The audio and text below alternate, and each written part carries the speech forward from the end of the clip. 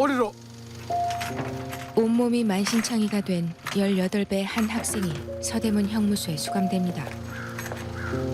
까마귀의 울음소리가 예사롭지 않게 들려오던 그곳에서 학생은 투옥 직전의 사진을 강제로 남겨야 했죠. 아, 고화성 배우. 수감번호 371번 유관순. 그녀를 묶고 있던 수갑과 족쇄가 풀리고 8호실에 문이 열리자 관수는 놀란 표정을 감출 수 없었습니다. 저 장면. 이곳까지 의연한 발걸음이었다가 여기서 처음으로 확 놀라는 장면이 세평 남짓한 그곳에 발 디딜 틈도 없이 빼곡히 들어선 수감자들.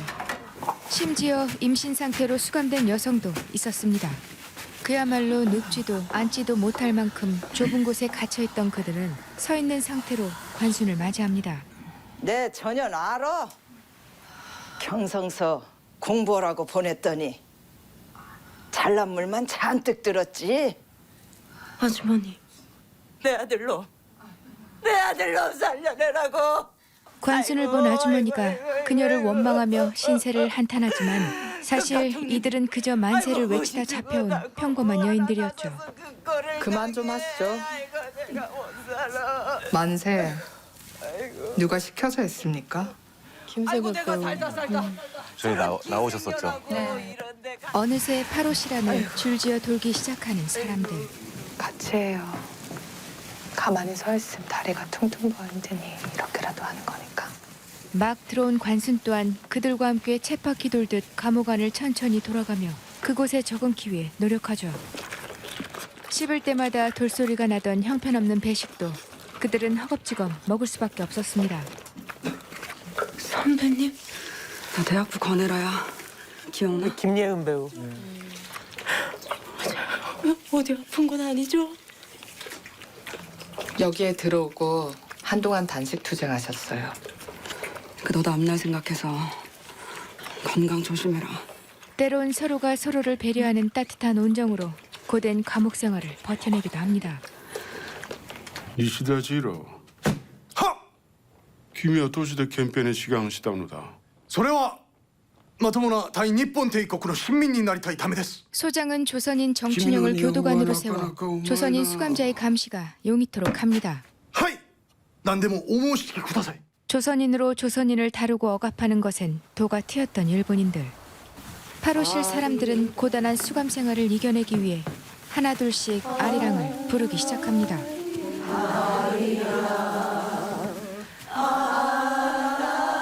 그러나 그들에겐 노래조차 허용되지 않았습니다. 시즈까지 지났어. 우리 꼭 개구리들 같네요. 맞네. 울다가 누가 오면 딱 멈추는 개구리. 교도관이 노래를 못하게 하자 이들은 개구리 소리를 크게 내며 작은 저항도 해봅니다. 한 번도 그 상상을 해본 적이 없었는데 처음으로 유관순 열사가 이렇게 웃고 있는 장면 처음 본 거예요. 기대모 그렇다니까. 이가게 야매나사이. 우린 개구리가 아니다. 순식간에 교도소에 울려 퍼진 아리랑. 교도관들은 이 사태의 주동자를 찾으려고 합니다. そこの連中出てきなさい. 수감자들을 회유해 사태의 주동자를 알아내려 하는 교도관들. 모든 순간순간의 장면들이 다 마음이 너무 불안한 거예요. 어떤 일이 또 생길까. 저 사과에 독이 있지 않을까 이런 생각했어요. 잠시 후 관순이 끌려나가죠.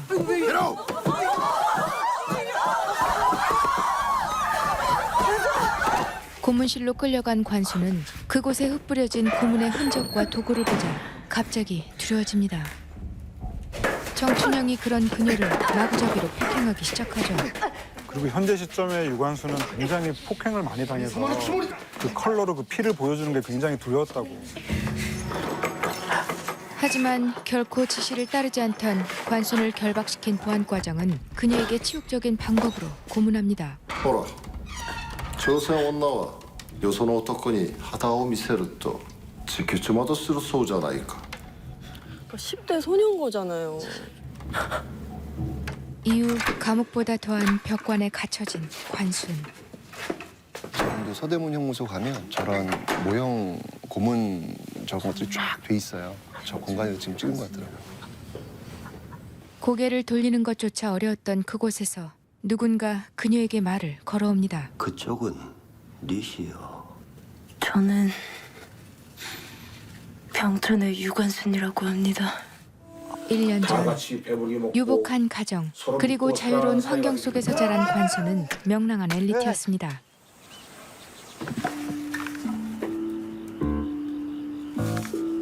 이걸로 하면 천장도 넘게 만들겠다. 그 관순의 신화적 이미지를 조금 열어주면서 너무 예외적인 인물이 아닌 것처럼 느껴지게 해주는 지점이 있죠.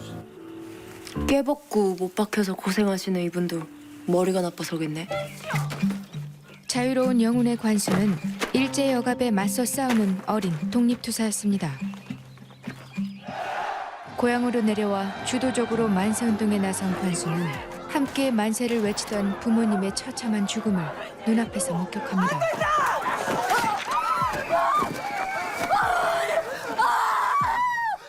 얼마 후 마치 나무처럼 뻣뻣이 굳어버린 관수는 벽관에서 풀려나 파로실로 옮겨지죠.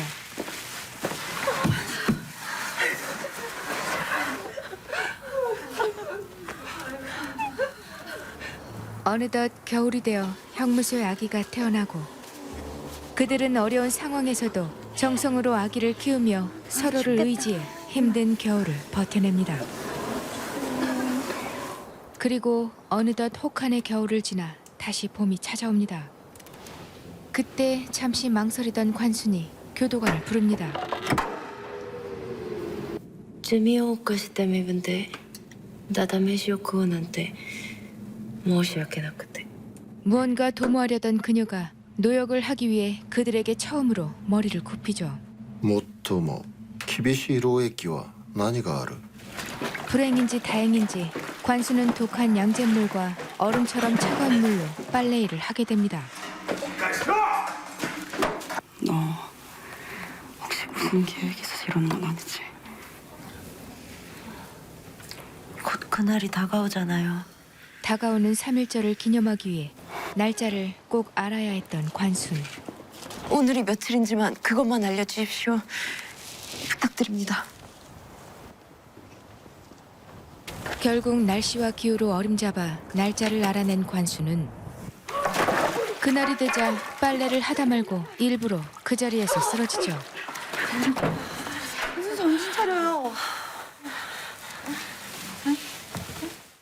만세 1주년인데 빨래나 하고 있을 수는 없잖아요.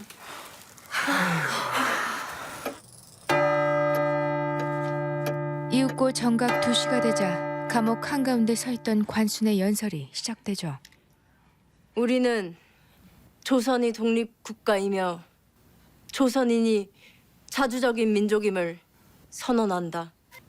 대한독립! 만세! 대한독립! 만세! 대한독립! 파로실에서 시작된 만세는 관순의 오빠가 갇혀있던 남자 감옥까지 울려 퍼집니다. 감옥에서 만세를 불러. 감옥에서 만세를 불러. 감옥에서. 이어서 형무소에서 울려 퍼진 만세가 다시금 1년 전 그 모습과 감동처럼 그대로 장안에서 재현되죠.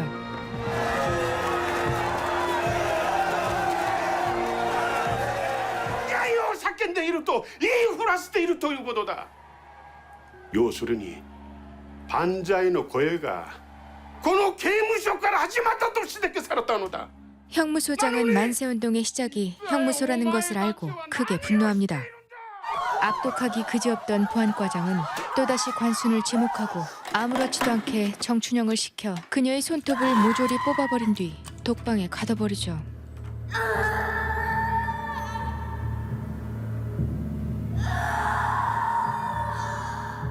한 달 후 왕세자의 혼인을 핑계로 큰 아량이라도 베푸는 듯 이미 포화 상태로 자리가 없던 형무소 측에선 관순을 제외한 나머지 수감자들의 형을 감형 또는 만세를 외치지 않겠다는 각서를 받고 대부분 석방시킵니다. 天皇陛下の恩恵と斎藤総督の配慮で減刑となった。 난 여기 들어올 때부터 죄수가 아니라고 했다. 그러니 은혜니 배려니 감형이 나하고는 하등 관련이 없다.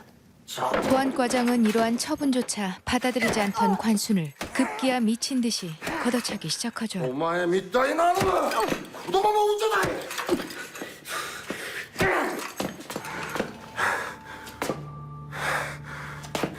片付けろ。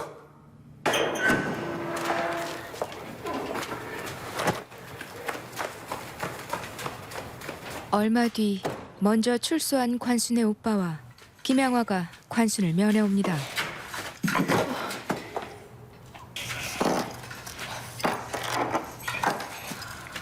근데 너 다리는 왜 그런 거니?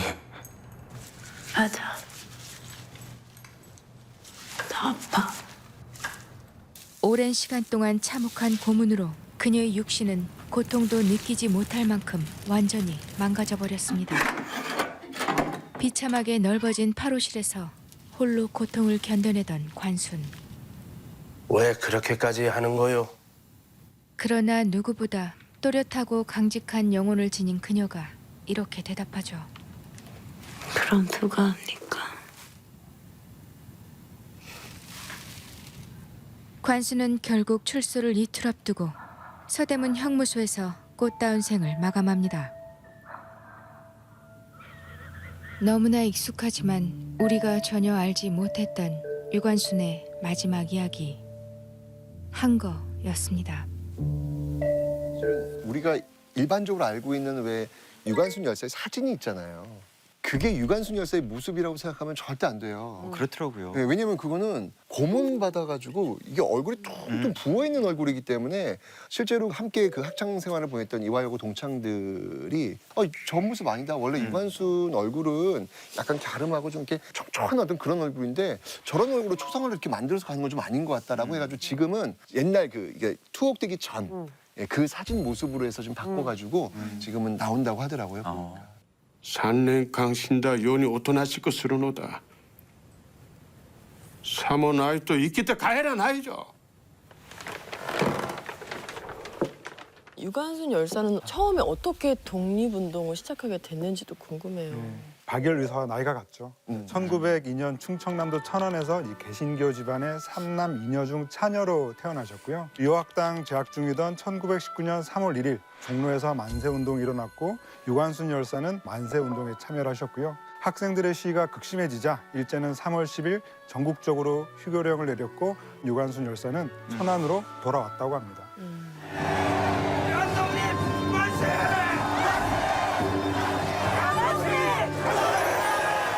그때 천안으로 돌아온 유관순 열사가 이제 아우네장터 만세운동 너무 유명하죠. 네, 주도한 거죠. 실제 19명이 시위 현장에서 순국하셨고 한 30명 정도가 큰 부상을 입었죠. 유관순 열사는 이제 주동자로 체포를 당했고 공주 지방법원에서 3년형 선고받고 재판받다가 조선 사람 일본 법에 따라서 재판받는 게 아무도 안 된다 라고 항의하면서 의자를 던지는 바람에 법정 모독죄로 더해지면서 7년형을 받고 서대문 형무소에 갇히게 됐죠. 근데 이 7년형이 최고형이라고. 그러니까 당시 들었어요. 항일 운동을 했던 사람들 중에서 여성으로서는 7년형은 가장 많이 받은 그런 형이에요. 거기서 이제 태극기도 왜 찍는 거 나오잖아요. 네. 그래서 이제 돌리고 그리고 독립선언도 직접 낭독하는. 우리는 조선이 독립국가이며 조선인이 자주적인 민족임을 선언한다. 대한독립! 만세! 대한독립! 만세! 그 장면이 굉장히 상징적 장면이다라는 생각이 들어요. 왜냐하면 3.1운동 이전까지 여성이 사회운동에 참여한다라고 하는 건 상상도 할 수 없는 일이거든요. 그런데 여성이, 학생이, 장날에 많은 사람들 그 앞에서 대한의 독립을 이야기하는 모습을 선언했다라고 하는 것은 어찌 보면 우리 여성 운동사의 획을 긋는 상징적인 모습이 아닐까라는 그런 생각도 주어져요. 왜냐하면 3.1운동은 이렇게 좀 시기 구분을 해보면 3.1운동 이전은 주권자가 황제란 말이에요. 왕이란 말이에요. 그런데 3.1운동 이후에서 이제 드디어 우리는 민국의 시대로 접어들게 되거든요. 3.1운동 이전에는 백성들이 살았다면 3.1운동 이후부터는 시민들이 등장한다는 얘기죠. 정말 대단한 사람들 아닙니까? 독립만 요구하고 일본 물러가라가 아니라 그럼 우리는 어떤 미래를 향해서 가야 되는데 민주주의지, 시민사회지 까지도 생각해내신 거예요, 이분들이. 이제 유관순 열사는 한동안은 유관순 누나 뭐 이런 느낌으로 소녀로 박제되어져 버린 그런 느낌이 컸었어요. 이런 것들이 사실은 그녀의 놀라운 어떤 독립운동가로서의 활동을 좀 축소한 게 있었고 근데 이제 한 거는 다른 게 뭐냐면 그녀는 잡혀갔습니다로 시작을 하는 거잖아요. 그게 이제 이 한 거의 가장 다른 지점이고 진화한 지점이라고 생각을 해요.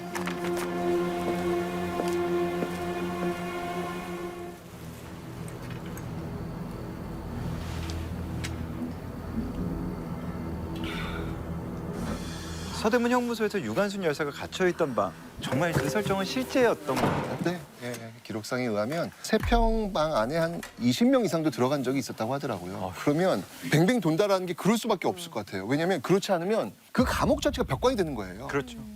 버틸 수가 없는 거예요. 어떻게 저렇게 할 수 있지? 라는 모습들을 정말 아주 리얼하게 서대문 형무소 복원한 영화가 이 영화가 아니었을까라는 생각이 듭니다. 네. 네, 전혀 알아. 네가 고향까지 와서 설쳐대서 몇 거울 쑥 대봤대고 그깟 형님이 아이고 무엇이 죽어다고 그거를 그만 좀 하시죠. 만세. 누가 시켜서 했습니까? 김세벽 배우가 연기한 그래요. 김향화라는 인물. 실제 어떤 인물이었을까요? 다예요. 8호실에서 지금 나왔던 인물들이 대부분 그중에 부합한 인물들이 굉장히 많으세요. 예, 특히 이제 김양아 이분은 기생.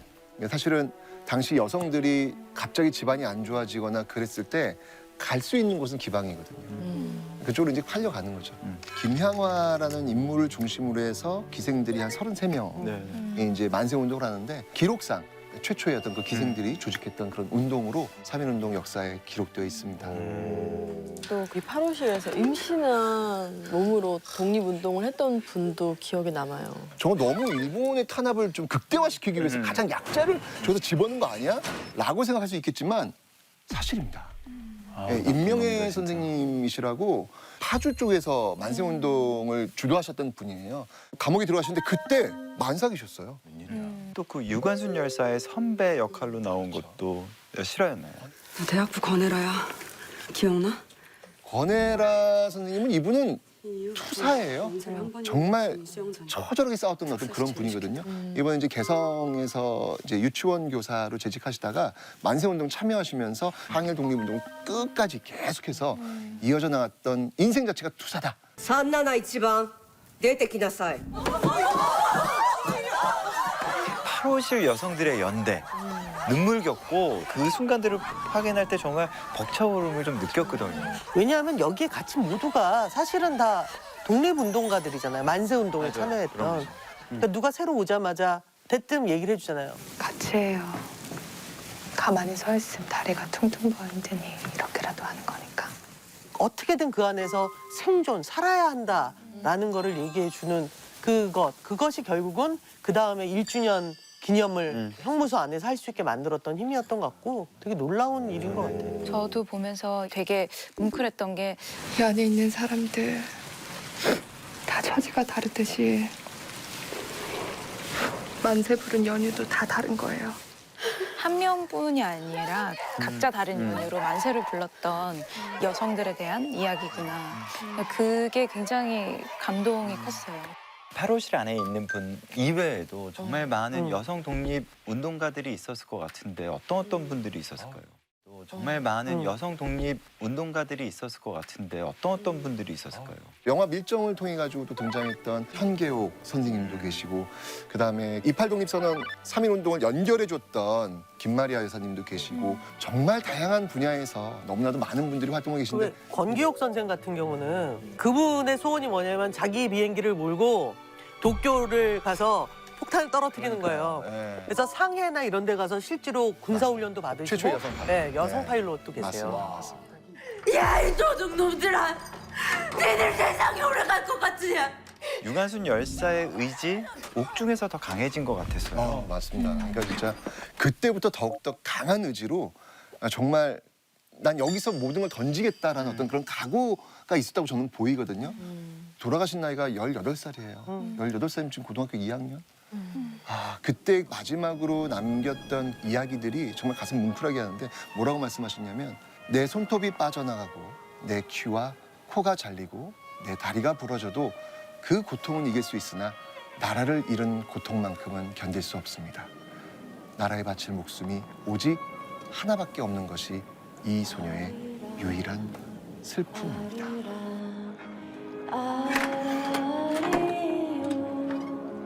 왜 그렇게까지 하는 거요? 그럼 누가 합니까? 자, 그럼 이준익 감독의 영화 박열에서부터 함께 볼 텐데요. 어떤 작품입니까? 네, 일본 열도를 발칵 뒤집은 조선인 아나키스트 박열의 이야기를 그린 영화입니다. 22살의 조선인 청년 박열. 시인이자 무정부주의자였던 그는 스스로를 아나키스트라 칭합니다.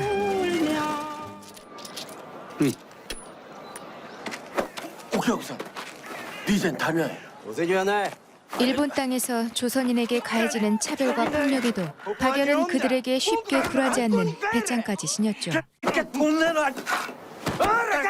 한편 어묵주점에서 일하는 일본인 여성 가네코 후미코는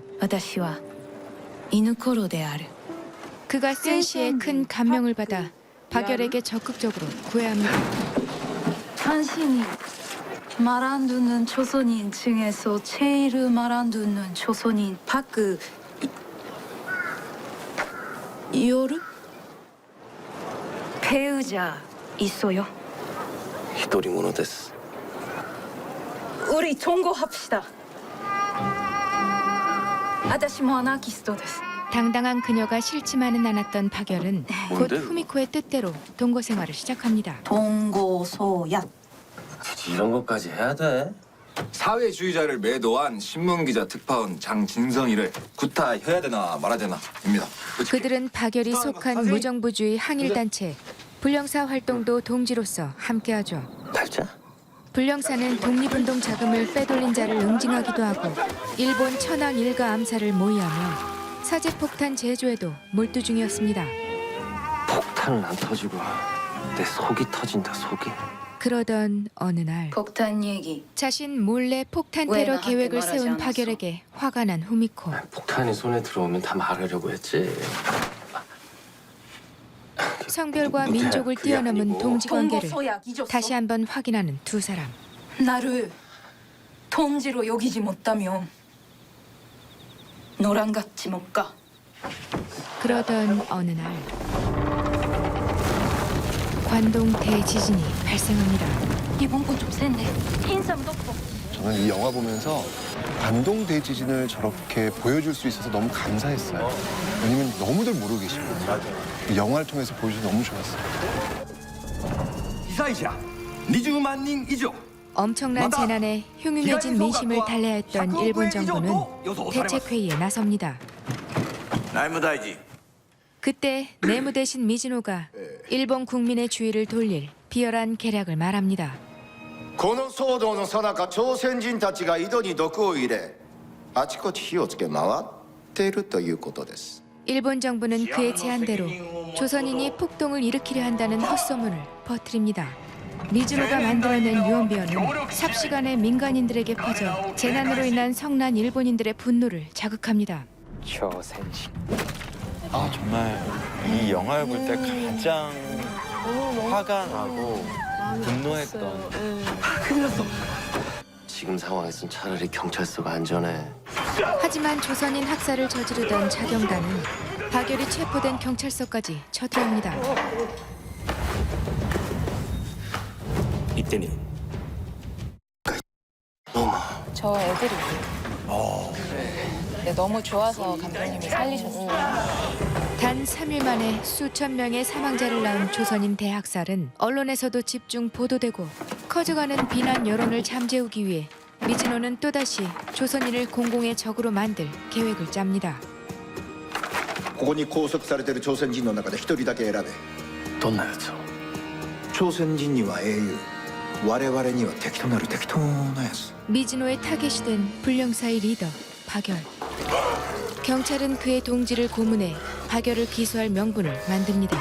不定者というのを聞いたことあるかこの事件を君が担当したまえ 박열을 폭탄 테러 미수 혐의를 씌워 기소하기 위해 판사 다테마스에게 사건을 맡깁니다. 任せてくだされば最善を尽くします。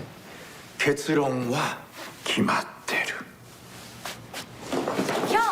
한편 후미코를 포함한 불령사 동지들도 뒤를 이어 형무소에 수감됩니다. 니들이 여길 왜 와? 나도 불륜사야. 결국 함께 수감 생활을 하게 된 두 사람. 그리고 박열은 미즈노가 기획한 사건의 용의자로 조사를 받게 됩니다. 緊張しないで着席してください爆弾入手計画を主導したことに間違いないか 불령사 동지의 실토로 이미 폭탄 테러 계획을 알고 있는 판사의 질문에 당황하는 박열. 폭탄? 무슨 폭탄?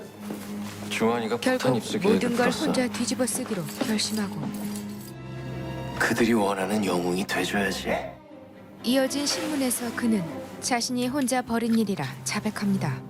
다른 불령사 회원들은 모르는 일이야 도우테키의 대상은 誰だ? 그 히로히토 황태자 아명이 니치노미야인 거 몰라? 니치노미야 심지어 일본의 황태자가 타겟이었다는 사실까지 말하며 퇴역죄를 혼자 뒤집어 쓰죠. 僕列が皇太子殿下へ爆弾を投擲しようとしたこと知っていたか彼が何て言ったのかと聞いた。いずれにせよ彼女を傷つけることになるだろう彼女の自主的な判断に任せると言った 자신을 동지로 존중한 박열의 행동에 후미코는 그와 함께 투쟁하기로 결심합니다. おいふみこ私が爆を脅迫した。何天皇というものは必要のないもの。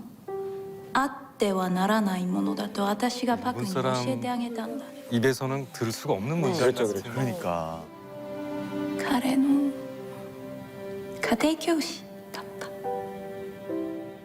한편 후미코와의 서신 교환을 요구하며 단식 투쟁을 시작한 박열. 要求は何だね 국면 전환의 도구였던 그를 그대로 죽게 놔둘 수 없던 미즈노. 望む通りに聞いてあげて早く大逆罪で起訴したまえ 대역죄로 기소되는 대신 후미코를 만나게 된 박열은 함께 사진을 남기려 합니다. 평범하게 찍긴 좀 그렇지 않나? 마지막. 평범하면 안 되지? 그럼 대역 죄인으로서 우리가 어떤 재판을 사람들인지 앞둔 그들에겐 이 사진이 많이 마지막일지도 모를 아주 특별한 사진이었죠. 한편 재판을 앞둔 박열은 대역 죄인을 빨리 처리하고 싶은 일본 정부의 조바심을 이용해 조건이 있어 재판장을 항일운동의 첫째, 장으로 이용하기 위한 조건을 박열은 내걸죠.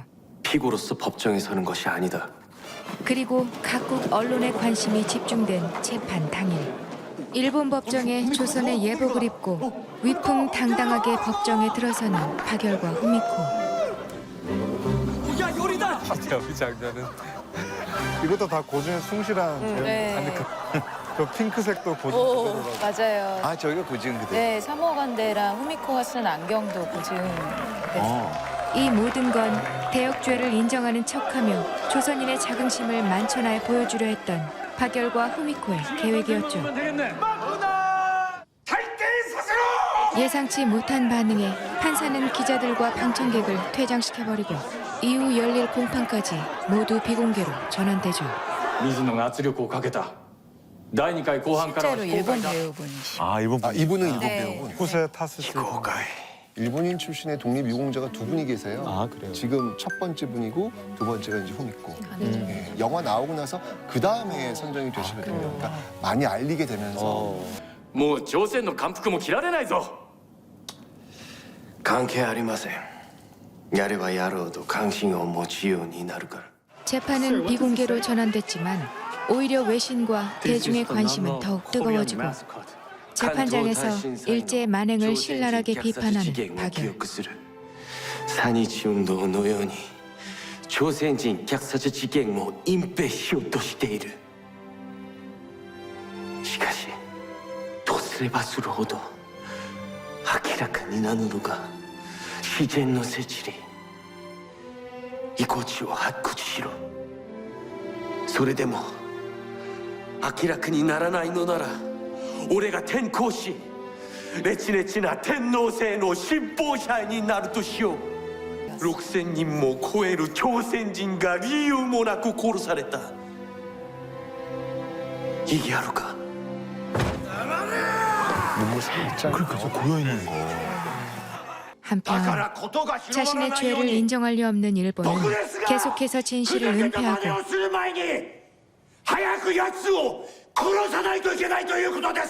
결국 미즈노의 뜻대로 박열과 후미코는 최종 공판을 받게 됩니다.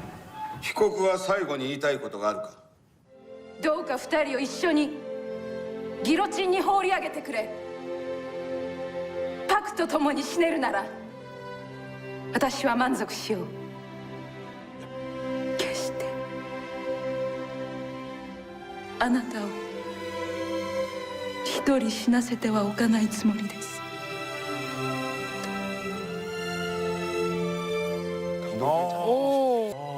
미소예요. 被告僕殉職及び金子文子死刑に処す。 결국 사형 판결을 받게 된 그들은 일본을 향한 마지막 울분을 쏟아냅니다. 俺の肉体はあんたらが好き勝手に葬れる。俺の精神はお前からだろ。 하지만 일본은 그들의 명예로운 죽음조차 허락하지 않았죠. 衆議院議会から 이들에게 내려진 사형을 일왕의 이름으로 철회하는 잔인성까지 보입니다. 天皇に減刑する資格を誰があげた。 게다가 박열과 후미코를 각각 다른 수용소로 이감시켜 그들의 사기도 떨어뜨리죠. 얼마 후 文子はどうですか。 명예로운 죽음조차 국가로부터 조롱당한 후미코는 生きていけ。 그렇게 세상을 떠납니다. 文子朝鮮に戻ってくれ。 비록 죽음이 그들을 갈라놓았지만 처절하고도 아름다웠던 그들의 삶은 세상에 알려집니다. 記者の方ですよね。これをご覧になりましたか。 네. 이 사진. 오, 나 너무 아름다웠어. 암울했던 시기, 억압과 폭력에 저항했던 불꽃 같은 인생. 빛바랜 사진 속 아름다웠던 두 청춘을 반드시 기억해야 하는 이유. 박열이었습니다. 보통 우리가 시대극을 찍을 때 보면 어떤 드라마틱한 것을 위해서 가상의 인물들을 한두 명씩 넣잖아요. 그렇죠. 보통. 근데 그런 게 한 명도 없고 철저하게 고증에 의해서 여기 있는 모두가 다 실제 그 사람들의 이야기다를 명백하게 보여줌으로 인해서 그 한 명 한 명의 리얼리티를 극대화시키는 것이 있고 아사히 신문이라든가 산케이 신문 당시의 신문들에 나왔던 기사, 그냥 가네코 후미코의 자서전 그리고 당시 사람들의 고증을 기록한 거에서 하나도 뭐 바꾸거나 이런 거 없이 모든 인물이 실제 인물이었던 거죠. 자서전을 읽으면서 가장 감동적이거나 아 이런 캐릭터는 정말 좋다라고 생각했던 어떤 지점들이 있을까요? 사실 가네코 후미코는 어머니를 아버지가 인정해주지 않아서 어머니의 딸인 후미코도 호적에 안 올려줬어요. 근데 그런 이제 무적자로 차별을 당하면서 朝鮮にはなぜ行った。9つの時祖母の家に女中として引き取られた。朝鮮ではよく屋外に追いやられる。 제가 가장 이제 인상 깊었던 장면은 후미코가 이제 고모와 다른 분들한테 학대를 받아요. 그래서 16살의 나이에 자살을 시도하거든요. 근데 그러다가 이제 자서전에 아주 자세히 써 있는데 주변을 돌아보니 자연이 너무 아름답고 하늘은 푸르고 새들도 너무 예쁜데 왜 나는 이 세상에서 나 혼자 괴로워야 해야 되나. 이제부터는 나도 이제 저항할 거야. 뭐 그때 스스로 일어난 거예요. 死んではならない。私たち哀れな階級のために全生命を犠牲にしても戦いたい。 네, 그래서 이주익 감독님께서는 동아시아의 첫 페미니스트가 아닐까라고 얘기를 하시는데 그것을 몸소 실천했던 인물이기 때문에 감독님께서도 그렇게 후미코를 얘기해 주신 게 아닌가. 사무라이 쪽끼들이 상투를 확 다 잘라버릴까 보다. 이재훈 씨, 눈빛이 그냥 계속 살아 있어요. 폭탄을 던졌어야지. 아유 그래도 좋네. 밥도 주고 재워주고. 발자?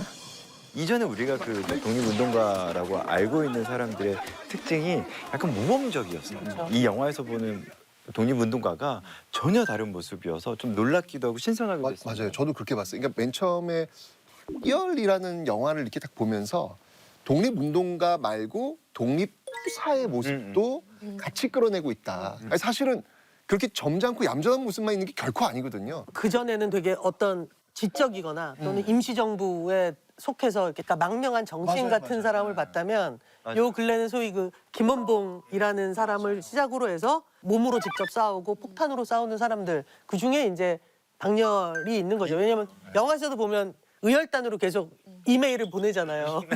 폭탄 좀 줘요. 러시아에서 가진 돈 좀 줘요. 어디냐니까. 폭탄 살 돈도 없어서 거지같이 살고 있는데 이 양아치 새끼가 조선이다 이 개. 영화를 통해서 새롭게 조명된 박열 의사 어떻게 독립운동을 시작하게 됐던 건가요? 사실 이 박열 의사는 1902년, 그러니까 1900년 초반에 태어나셨는데 어디서 태어났냐면 문경에서 태어나세요. 경북 문경. 학생으로 공부하다가 3.1운동을 딱 보고 굉장히 큰 영향을 받으면서 아 내가 뭔가 좀 해야 되겠다라고 해서 일본에 건너가서 별의별 일 다 하면서 당시 어떤 지식인들 만나면서 어떤 사상적인 성장 이걸 통해 가지고 이제 독립운동에 전념하게 되는 그런 어떤 성장을 보이게 된 게 바로 박열입니다.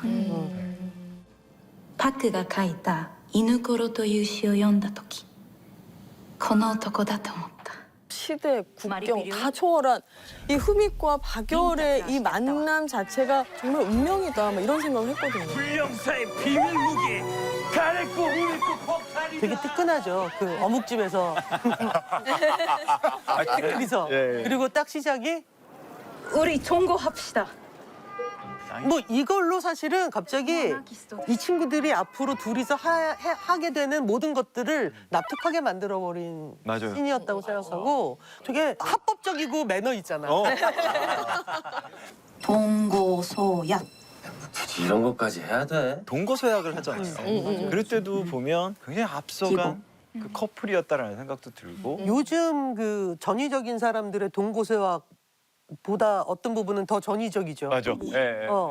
그래서 제가 동거서약을 가져왔는데 형님. 영화 속에 나온 동거서약인데 제가 쓴 거예요. 네. 직접 쓰신 거예요? 네네. 두 번째가 중요한 것 같아요. 그러니까 운동 활동에서 가네코 후미코가 여성이라는 생각을 하지 않는다. 그래서 아까 얘기하셨던 것처럼 동아시아 첫 페미니스트가 아닐까라는 그런 생각이 너무 멋있다. 이 서약을 봐도 확실히 알 수 있는 것 같아요. 네. 진짜 멋있다.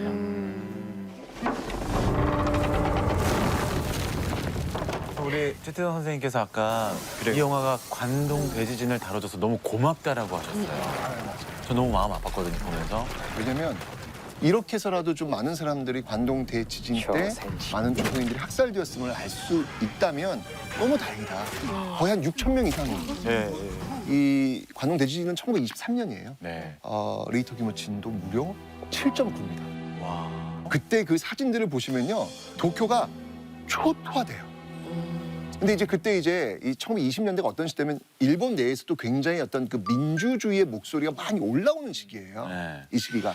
그러니까 일본 정부로서는 굉장히 두려웠던 거예요. 이 화살이 일본 정부로 왔을 때 이걸 감당해낼 수 있을 것인가. 이때 이제 위정자들이 잘 쓰는 방법이 있잖아요. 타겟을 외부로 돌리는 것. 朝鮮人には英雄我々には敵となる敵となやつ 그 타겟이 바로 박열이 된 것이죠. 그러니까 어찌 본다면 박열은 주도하지도 않고 선동도 하지 않았는데 나를 왜 얘네들이 타겟으로 하지? 라고 해서 맨 처음엔 좀 당황했을 수도 있겠다라는 생각이 들어요. 이제 그런 상황들을 면면히 보면서 박열 스스로 이제 변해나가면서 내가 이 상황을 어떻게 해결해야 되겠다라는 어떤 그런 생각들을 하면서 성장하지 않았을까라는 어떤 그런 생각이 좀 들더라고요. 그들이 원하는 영웅이 돼줘야지. 조선말로 하겠네. 앉아. 어이. 이렇게 당당한 수감자는 저는 처음 본 것 같아요. 저게 말이 됩니까? 저게 나는 판사한테 반말 탁 쓰고 심지어 관복 입고 딱 나타나고. 멋있어요. 아니 진짜로 실제로 있었던 거잖아요. 실제로 있었던 거. 관복을 입고 들어가고. 그럼요. 나 조선 관복 입겠다. 이거를 지금 감옥에 들어가셨어요. 장성윤님 감옥에 들어가셨어요. 욕하실 수 있겠어요? 저는 그냥 콩밥만 줘도. 그걸로 충분하지 뭘 제가. 지금 어떻게 보면 일본이 스스로 친 덫에 자신들이 걸린 게 아닐까. 왜냐하면 이 엄청난 관동 대지진에 이 조선인들이 있다는 것 그리고 그걸 선동했다는 한 인물, 엄청난 인물을 만들어놨는데 이 대역사건을 함부로 건드릴 수 있어요? 지금 온 세계가 보고 있는데. 이러니까 사실 일본도 쩔쩔매는 어떤 그런 모습들이 나타난 게 아닐까. 박렬은 또 그걸 활용한 게 아닐까. 三日運動のように朝鮮人虐殺事件を隠蔽しようとしている。しかし明らかにならないのなら俺が転校しレチレチな天皇制の信奉者になるとしよう。 그리고 박렬이 이렇게 당당하게 이야기하면서 함께 할 수 있었던 건 뭐냐면 아 옆에 누군가와 함께 있기 때문이 아닐까. 그러니까 힘이 난 게 아닐까. 그 누군가가 바로 후미코가 아니었어. 사랑. 예. 私はパクの本質を知っている。そんな彼を愛している。 이 후미코의 어떤 박열을 향한 사랑이 국적도 넘는데 거의 성별도 넘는다는 걸 보여주는 장면이거든요. 私はパクを愛する。 근데 이렇게 박열 의사가 석방된 이후에 영화가 설명이 더 없었잖아요. 맞아요. 그 이후의 삶이 궁금하더라고요. 영화 끝나고 나서 그 질문이 진짜 많았어요. 네. 그러니까 이 부분도 참 감동적인 것 같아요. 그러니까 후미코 같은 경우에는 옥중에서 자결이라는 단어를 일단 우리는 지금 알고 있어요. 死因究明も遺体の引き渡しも全て拒否された。 그래서 이 후미코의 시신이 어디로 오냐면 그 문경의 그 묘지를 조성을 합니다. 그래서 지금도 박렬의 고향 문경에 가시면 후미코의 묘가 있어요. 이 박렬 같은 경우에는 엄청나게 오랫동안 복역을 해요. 무려 22년 2개월. 그러다가 겨우 이제 풀어주게 되는데 그리고 나서 귀국하셔가지고 활동을 하시는 과정에서 전쟁이 터져요. 이때 납북된 거죠. 납북돼서 결국 북한에서 돌아가세요. 근데 후미코가 지금 기다리고 있는 거잖아요. 이것도 참 가슴 애절한 그 박렬과 후미코의 이야기는 아직까지도 진행되고 있구나라는 생각이 들더라고요. 영화가 시작되고 독립군인 김장욱이 일본군의 함정에 걸려 도망치면서 총격전을 펼치다가 첫 장면 보면 김지훈 감독님의 또 특유의 그 액션 씬이라던가 김장욱이 포위망을 뚫지 못하고 위기에 처하자 이 영화의 주인공이자 송강호가 연기하는 이정출이 나타납니다. 근데 주인공이 윗놈들은 나라 팔아먹고 나 같은 놈들은 동포 팔아먹고 친일파군요. 나가면 살 수 있어. 대한 동맹 만세. 정몽이. 그렇습니다. 밀정의 주인공 이정출은 원래 상하이 임시정부의 통역이었으나 동지들을 팔아넘기고 그 대가로 경무국 경부 자리까지 올라간 배신자이자 친일파입니다. 이 영화의 또 다른 주인공이자 독립군은 바로 이 사람, 김우진입니다. 이 사람은 자신의 신분을 위장하기 위해 왠지 세상에서 가장 작은 카페를 하고 있을 것 같지만 이 영화에선 고미술상을 하고 있습니다. 정말 공유 씨의 비율은 정말 비현실적이더군요. 구등신이잖아요. 일본 경무국의 명령을 받은 이정출은 독립군인 의열단의 움직임을 파악하기 위해 김우진에게 접근하게 되고 김우진이랍니다. 몰라 뵀습니다. 이 둘은 술잔을 기울이면서 서로 친한 척을 하는 사이가 되지만 내가 오늘부터 형이라 부를게. 그러든지. 사실은 이미 서로의 정체를 알고 경계하고 있는 상태였죠. 여기에 한 명의 인물이 더 추가되는데 바로 이 사람 하시모토입니다. 정말 저는 엄태구 씨 진짜 존재감 진짜 짱이죠. 최고. 이정출의 상관인 히가시가 같이 일하라고 붙여준 인물인데 이 띠꺼운 태도를 봐도 이 썩어가는 표정을 봐도 별로 같이 일하고 싶어하는 것 같지가 않습니다. 물속에서 누구를 구해내도 나쁜 생각 때문일 것 같아 보이는 배우. 근데 숨 막히게 하는 뭔가가 있어요. 엄태구 씨 특유의 진짜 일본 분 같아. 진짜 땡기게 하는 배우예요. 이 하시모토라는 인물은 사실 이정출을 도와주라고 붙여준 게 아니라 이정출을 감시하기 위한 목적으로 붙여준 거였죠. 그리고 김우진과의 가짜 친분을 이용해서 의열단을 일망타진하려는 계획을 세우고 있던 이정출은 어느 날 아침 밥을 먹으러 갔다가 아침 먹으러 가자고? 이 새벽에? 정말 뜻밖의 인물을 만나게 되는데요. 자, 이거 특별 출연이죠? 바로 조선 총독부가 어떻게든 잡으려고 혈안을 하고 있는 인물이자 의열단장 정채산이요. 최고에게 현상금이 김원봉 걸린 선생님. 독립운동가 정채산이었습니다. 이 3자 대면에는 정채산과 김우진의 계산이 깔려 있었는데 적의 첩자를 역으로 우리 첩자로 만든다. 그러니까 상대방의 첩자를 회유해서 우리 편의 첩자로 만들자는 거였습니다. 여기 술 먹는 신적이 있는. 엄청 많이 마셔. 이 공작을 성공시키기 위해서 이경부가 날 도와줄 거라고 생각했습니다. 정채산이 직접 나타나게 된 거였고 눈앞에 이문이나 쫓는 놈이요. 정채산이 나타나면서 좀 신기한 변화가 일어나죠. 여기에 김우진은 죽은 김장옥의 이름까지 꺼내며 2중 3중으로 부담을 얹어줍니다. 나 하나 죽은 장옥형이라 무덤 없이 구천을 떠돈다 해도 의리 없는 귀신은 안 될 거요. 여기서 흔들립니다 이제. 고민. 다시 만날 땐 내가 어떻게 변해 있을지 장담 못해. 누구도 서로가 서로를 완전히 믿지 않고 의심만 잔뜩 하고 있는 상황에서 이 영화의 등장인물들은 경성행 기차에 탑승합니다. 의열단은 폭탄을 운반하기 위해서, 하시모토와 그의 부하들은 의열단을 잡기 위해서, 그리고 이정출은 아직 자신의 태도를 확실하게 정하지 않은 상태에서 말입니다. 마치 역사가 흘러가는 것처럼 한 방향으로 달려나가는 기차 안에서 이들은 각자의 믿음대로 행동합니다. 이 부분이 정말 좀 쫄깃했죠. 이 맞아요. 김우진은 뒷칸에서 앞칸으로 움직이고 하시모토는 김우진을 잡기 위해서 앞칸에서 뒷칸으로 움직입니다. 거의 저는 나올 때마다 약간 곤지암 느낌이야. 뭘 안 해도 그냥 난 너무 무서워. 그리고 쥬라기 공원의 벨로시 랩터 같아요. 맞아요, 맞아. 그리고 양쪽 모두의 밀정이자 양쪽을 모두 배신한 이정출은 앞으로 갔다가 뒤로 갔다 갈팡질팡하죠. 출구 없는 기차 안에서 어느 쪽이 됐건 편을 정해야 하는 이정출은 의열단 안에 또 다른 밀정의 존재를 알게 되자 새로운 지시원으로 왔답니다. 김우진에게 이를 알려주기 위해 나서고 그 순간 그의 심경의 변화를 알려주듯 화면이 천천히 흐릅니다. 음악도 맞아요. 되게 이 식당 칸 장면에 이르러 더 이상 물러날 곳 없는 주인공들을 대면시킨 후 또 받았고. 저 장면. 이제는 우리가 찾는 사람과 참 비슷하게 생겼습니다. 무서워. 잠깐 등적 그만. 몰아서 터트려버립니다.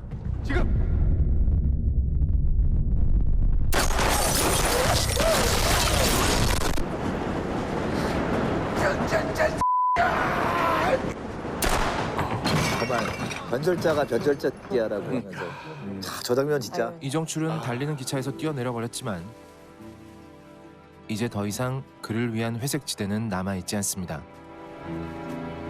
영화의 후반부, 일본 경무국으로부터 버림받고 이어지는 내 머리 마상. 진짜로 독립운동에 투신해버리는 그의 드라마틱한 심경 변화는 송강호의 명령기로 감정적인 설득력을 갖습니다. 송강호 씨는 모든 영화에 우는 장면을 항상 찡합니다. 저희들. 그럼요. 마음을 울리죠. 유일하게 뜨거움을 보여주는 곳이기도 하고 그의 이런 변화가 영화를 보는 관객들이 바라는 정방향이기 때문이기도 하죠.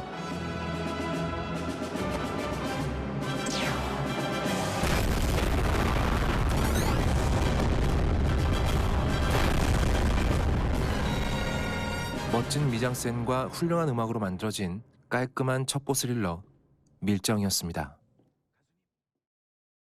네. 자, 우리 참 기차를 좋아하시는 감독님 김지훈 감독님. 기차 성애자.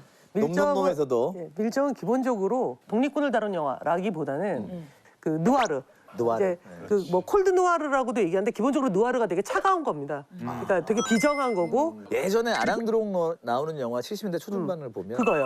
형사물인데 그 아랑드롱의 표정이 너무 차가운 거예요. 너무 잘생겼는데 누굴 죽이거나 할 때 보면 이렇게 흔들림이 없어요. 그렇죠. 암흑가의 세 사람. 이런 그리고 영화거든요. 대사도 없어. 한 5분 대사가 없다니까. 그냥 걸어요. 김지훈 감독님이 그걸 이제 콜드 누아르라는 형식으로 더 좀 차갑고 톤이 다운되고 전체적으로 어두운 푸른 계열로 영화를 쓰면서 고급스러워지는 거죠. 둘이 대화하는 장면의 어떤 영상미도 보편적으로 잡는 드라마였던 화면이 아닌. 근데 그러면 되게 이렇게 형식적이기만 쉬운데 그것의 내용을 잡아주는 게 이 명백한 캐릭터들. 맞아요. 예. 심리 묘사. 예. 그 예를 들어 제가 농담처럼 엄태구 씨는 물에 빠져 죽어가는 아이를 살려줘도 뭔가 나쁜 생각일 것 같은 맞아요. 어떤 그 캐릭터 느낌이 있다면 송강호 씨는 길거리에서 너무나 연약한 사람을 막 때리고 있어도 이유가 있을 것 같은 느낌이 맞아요, 들어요. 맞아요. 예, 안심이 되는 거죠. 사실은 송강호 씨도 이미지가 많이 변하신 거예요. 초반에 뭐 초록물고기나 이런 영화 보면 아, 그러네. 실제 깡패를 썼나? 막 그 생각이 들 정도로 그런 소문이 있었어요, 진짜. 예, 예. 너무 연기가 그런데 송강호 씨가 이제 국민 배우로 많은 분들이 사랑받으면서 그 몰입감이 생기기 시작했죠. 저는 그 송강호 씨를 보면서 저게 바로 어찌 본다면 일제강점기를 살았던 평범한 사람들의 심리일 수 있겠다. 왜냐면 그 시대는 그런 시대거든요. 늘 선택을 해야 되는 시기였기 때문에 송강호 씨만 있는 게 아니라 제2의, 제3의, 제4의 송강호가 너무나도 많지 않았을까. 그리고 저 선생님한테 좀 여쭤보고 싶은 게 이 영화에 이제 실제 사건에 영감을 받은 사건이 황옥 경보 폭탄 사건이라고. 맞습니다. 네. 그 이정출의 역할이 이제 황옥의 역할을 맡은 거잖아요. 이 황옥 경보면 파출소를 맡고 있는 장, 그 역할인데 의열단원에 가입해서 외부에서 폭탄을 받아 들어오는 데 있어서 역할을 했다는 거예요. 즉 의열단의 밀정으로서 활동을 했다는 것이죠.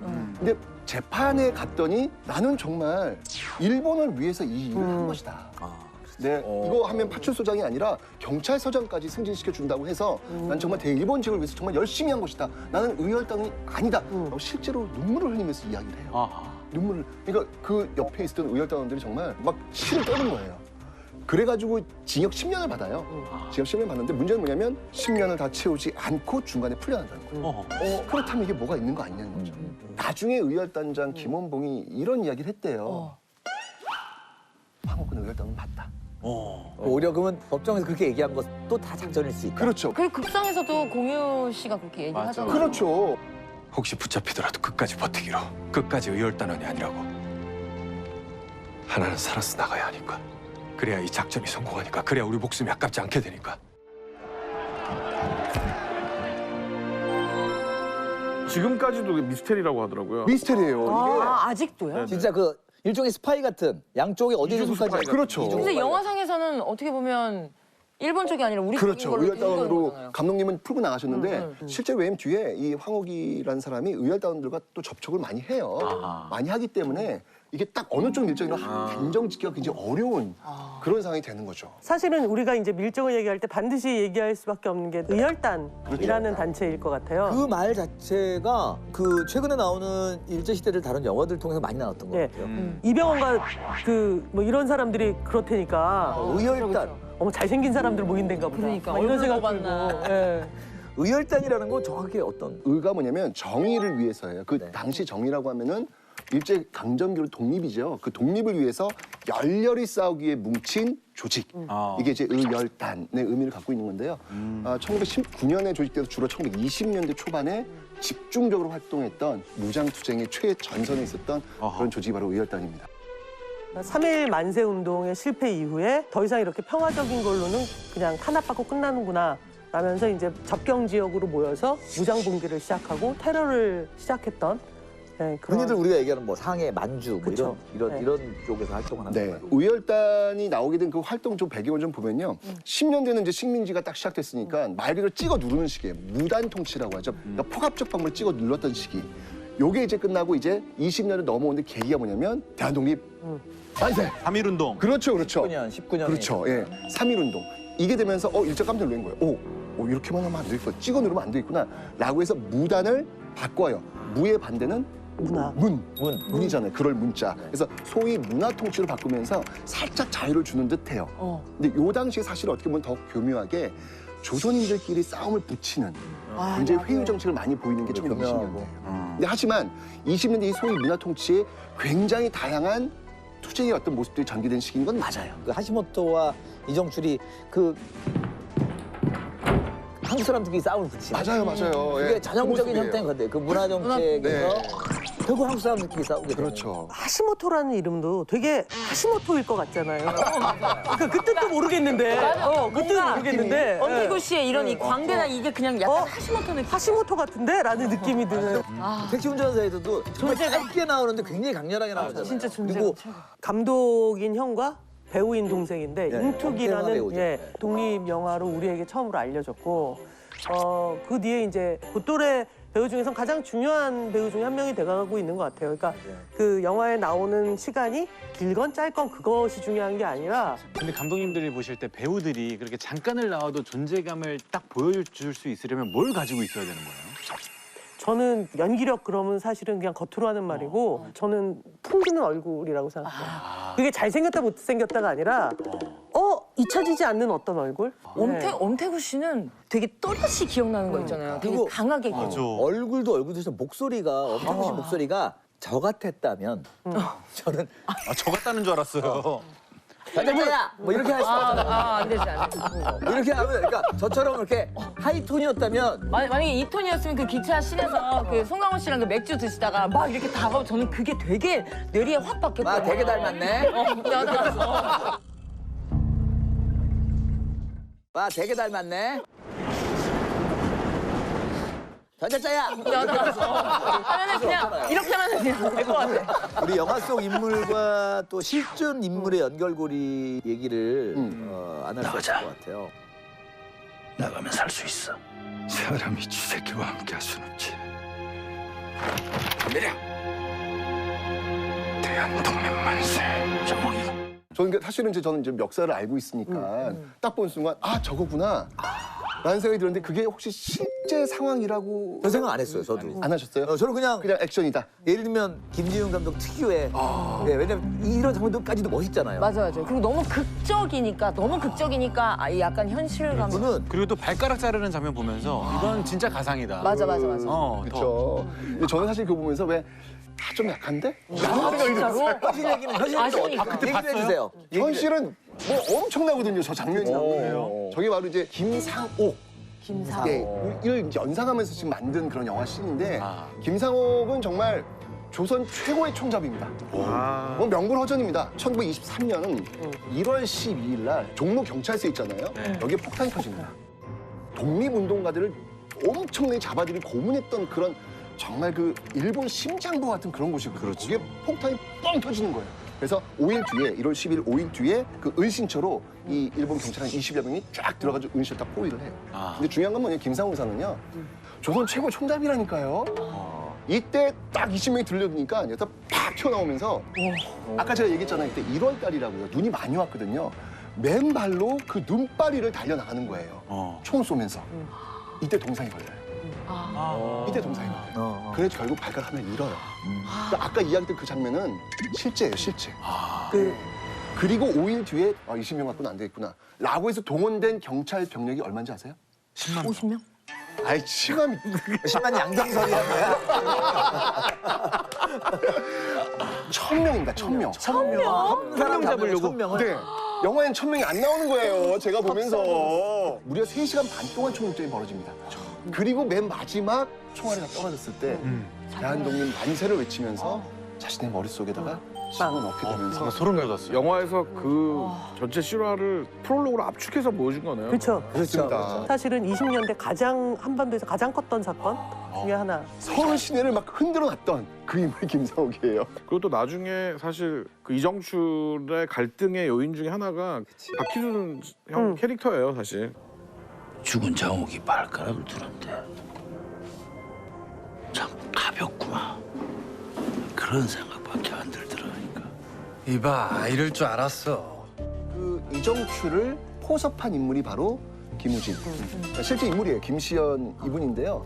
이 김시연 이분 같은 경우에는요, 그냥 패밀리 자체가 독립운동가 집안이에요. 그럼 실제로 그 보통품 가게 그것도 실제인 거예요? 의열단원들이 교섭을 하기 위해서, 이야기하기 위해서, 만나기 위해서 늘 쓰는 방식이에요. 다 가장하는. 그렇죠. 네. 가장 좋은 방법이잖아요. 근데 이 김시영 같은 경우에는 나중에 바로 경성으로 폭탄을 미립하다가 여기 이제 걸리면서 결국 감옥에 갔고 이후에도 감옥에서 풀려 나온 이후에도 광복 이후에 또 이게 또 당시 이승만 정부에 저항했던 그러면서 야당 활동하면서 국회의원도 했던 그런 분이기도 해요. 그러니까 1966년에 돌아갔어요. 네네네. 그러니까 어느 정도 근대화의 중심에도 살아계셨던. 놀라운 사건이 이게 김시현 이분이 대단한 게 광복되고 나서 이승만 대통령이 연설을 할 때 이 김시현이 사람을 시켜가지고 암살을 시도해요. 이승만 대통령. 네, 실제로 이승만 대통령이 연설하고 있는데 그 뒤에 총을 들고 오는 장면이 사진이 찍혔어요. 아 진짜요? 야. 아니 선생님이 말씀해 주시는 게 더 영화 같아요. 그러니까 아까 그 얘기 했잖아요. 실제 그분들의 역사 속에 겪었던 일을 저희가 어떻게 상상할 수 있겠어요? 그걸 영화로 진짜. 담기가 참 진짜 어려울 정도로 드라마틱하죠. 근데 이제 이 영화 같은 경우는 그 원하는 원작을 쓴 이지민 작가가 그 모던보이 원작을 쓰신 작가예요. 그 원작이 있었고 감독님이 이제 오셔서 각색을 하면서 이제 액션 씬들이 되게 많이 추가가 된 걸로 알고 있어요. 그러니까 기차 씬 같은 것들을 감독님이 그 영화적으로 많이 집어넣으신 걸로 알고 있어요. 사실 김지훈 감독님께서 기차 안에서 이동샷을 끊지 않고 찍기 위해서 국내에서 가장 긴 세트장을 찾았고 실제 크기의 기차 3칸을 연결해서 만들었대요. 세트장 문을 열고 들어가면 바로 기차 출입문이 그냥 바로 보일 정도였대요.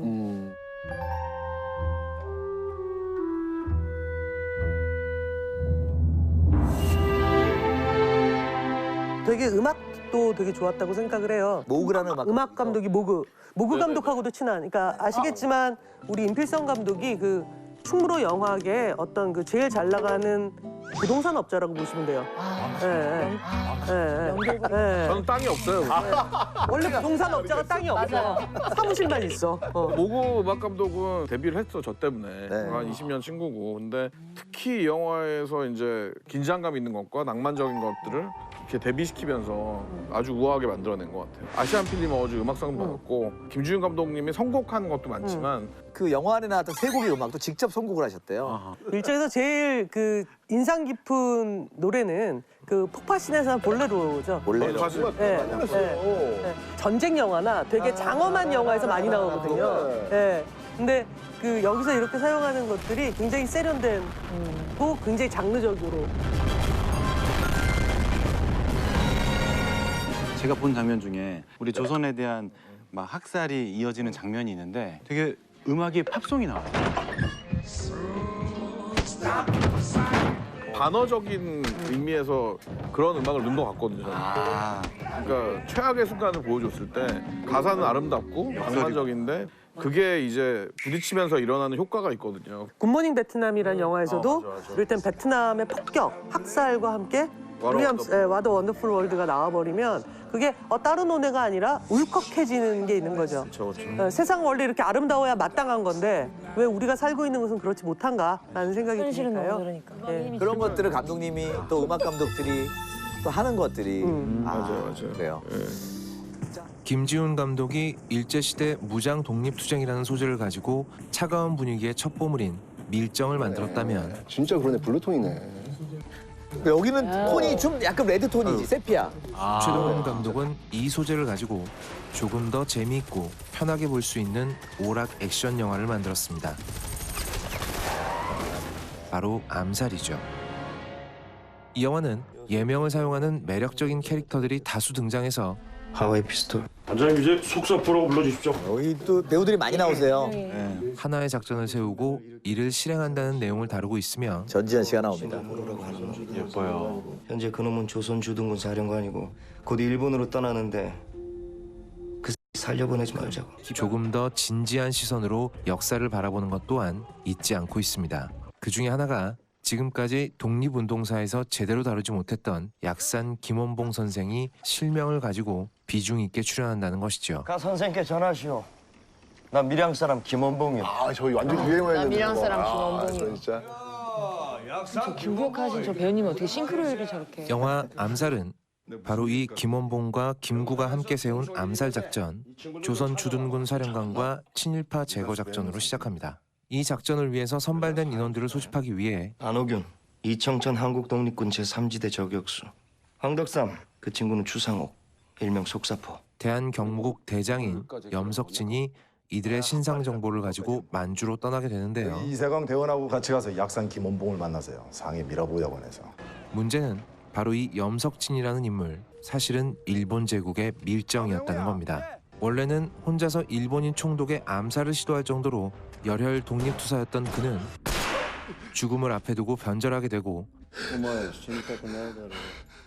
그 후로 쭉 일본군 밀정으로 활동해왔던 거죠. 염석진은 일본 경찰과 함께 조선인 살인 청부업자 하와이 피스톨을 찾아와서 암살단을 또 암살해달라고 의뢰하는데 이 조선인 3명은 왜 죽어야 되는 거지? 밀정이지요. 일본 쪽 밀정. 이 하와이 피스톨이라는 인물은 300불만 주면 아무나 죽여준다는디 이 쓰레기 같은 네, 뭐 그렇답니다. 이제 어카디 대장. 해야죠 그래도. 작전의 그날이 다가옵니다. 전지현 씨. 또 사실 지현 씨가 주인공인 게 주인공이지. 되게 좋아요. 또 되게 대장이어서 너무 멋있었어. 맞아. 작전이 계획대로 되지 않고 암살 작전이라고 부르기엔 너무 대규모 총격전이 벌어져 버리지만 저 코트. 액션 거의 대역 없이 하셨다면서요. 주인공 그랬다고 들었습니다. 안호균은 이들을 제거하는 데 실패하게 됩니다. 그런데 기관총을 쏘던 안호균의 눈에 뭔가가 띄는데요. 맙소사 이렇게 예쁜 사람이 2명이나 있네요. 그렇습니다. 사실 안호균은 이 친일파의 딸인 미치코와 쌍둥이 자매였던 겁니다. 그녀들이 어렸을 때 뼛속까지 친일파인 그녀의 아버지가 제 코앞에서 돈 냄새가 난다는 얘기입니다. 일본은 전쟁 한 번 안 하고 이 나라를 먹었어요. 그래도 이것도 나란데. 누군가 그냥 들인 거죠. 당신 같은 인간이. 독립운동을 돕던 그녀의 어머니를 직접 죽이는 과정에서 많이면요. 내 2딸만 데려온다. 흩어져요. 이 2사람이 헤어져 한 명은 만주로 가게 된 거였죠. 친일파의 쌍둥이 딸이 한 명은 만주에서 한 명은 경성에서 자라게 되었던 겁니다. 참 저 쌍둥이란 설정도. 그러니까 전지현이 2명인 거는 반전의 반전이었어요. 그때 안호균의 어머니가 목숨을 걸고 지켜줬던 독립투사는 떨지 마요. 오늘 밤 내가 데리고 나갈 테니까. 변절해서 일본군의 밀정이 되어 다시 친일파인 아버지에게 이 사실을 낱낱이 고하게 되고 상해에서 암살자 3을 보냈는데 그중에 한 명이 따님이랑 똑같이 생겼습니다. 자기의 딸이 독립운동가가 돼서 자기를 암살하러 왔다는 말을 듣고 눈이 뒤집혀버린 친일파 강인국은 그녀의 은신처로 들이닥쳐 눈이 제대로 마주치기도 전에 총부터 쏴버리고 맙니다. 얘기 자체가 너무 흥미진진해. 이 장면이 정말 날 죽인다. 압권이었어 정말. 생각지도 못할 그죠? 하지만 강인국이 죽인 건 안호균이 아니라 그녀를 찾아왔던 언니 미치코였습니다. 너무 좋아. 널 만나서 진짜. 복잡하게 꼬였던 이야기는 조금씩 가닥을 찾아갑니다. 안호균은 언니가 죽자 그녀의 행세를 하면서 강인국과 총독을 암살할 계획을 다시 세웁니다. 미치코는 죽기 전에 일본인 육군 대위인 카와구치와 결혼을 하기로 되어 있었는데 바로 그 결혼식 날 강인국과 데라우치 총독을 죽여버린다는 계획이었죠. 신부복의 그 어떤 총잡이 설정 자체가 너무 약간 전전시대 약간 음악성처럼 약간. 맞아요.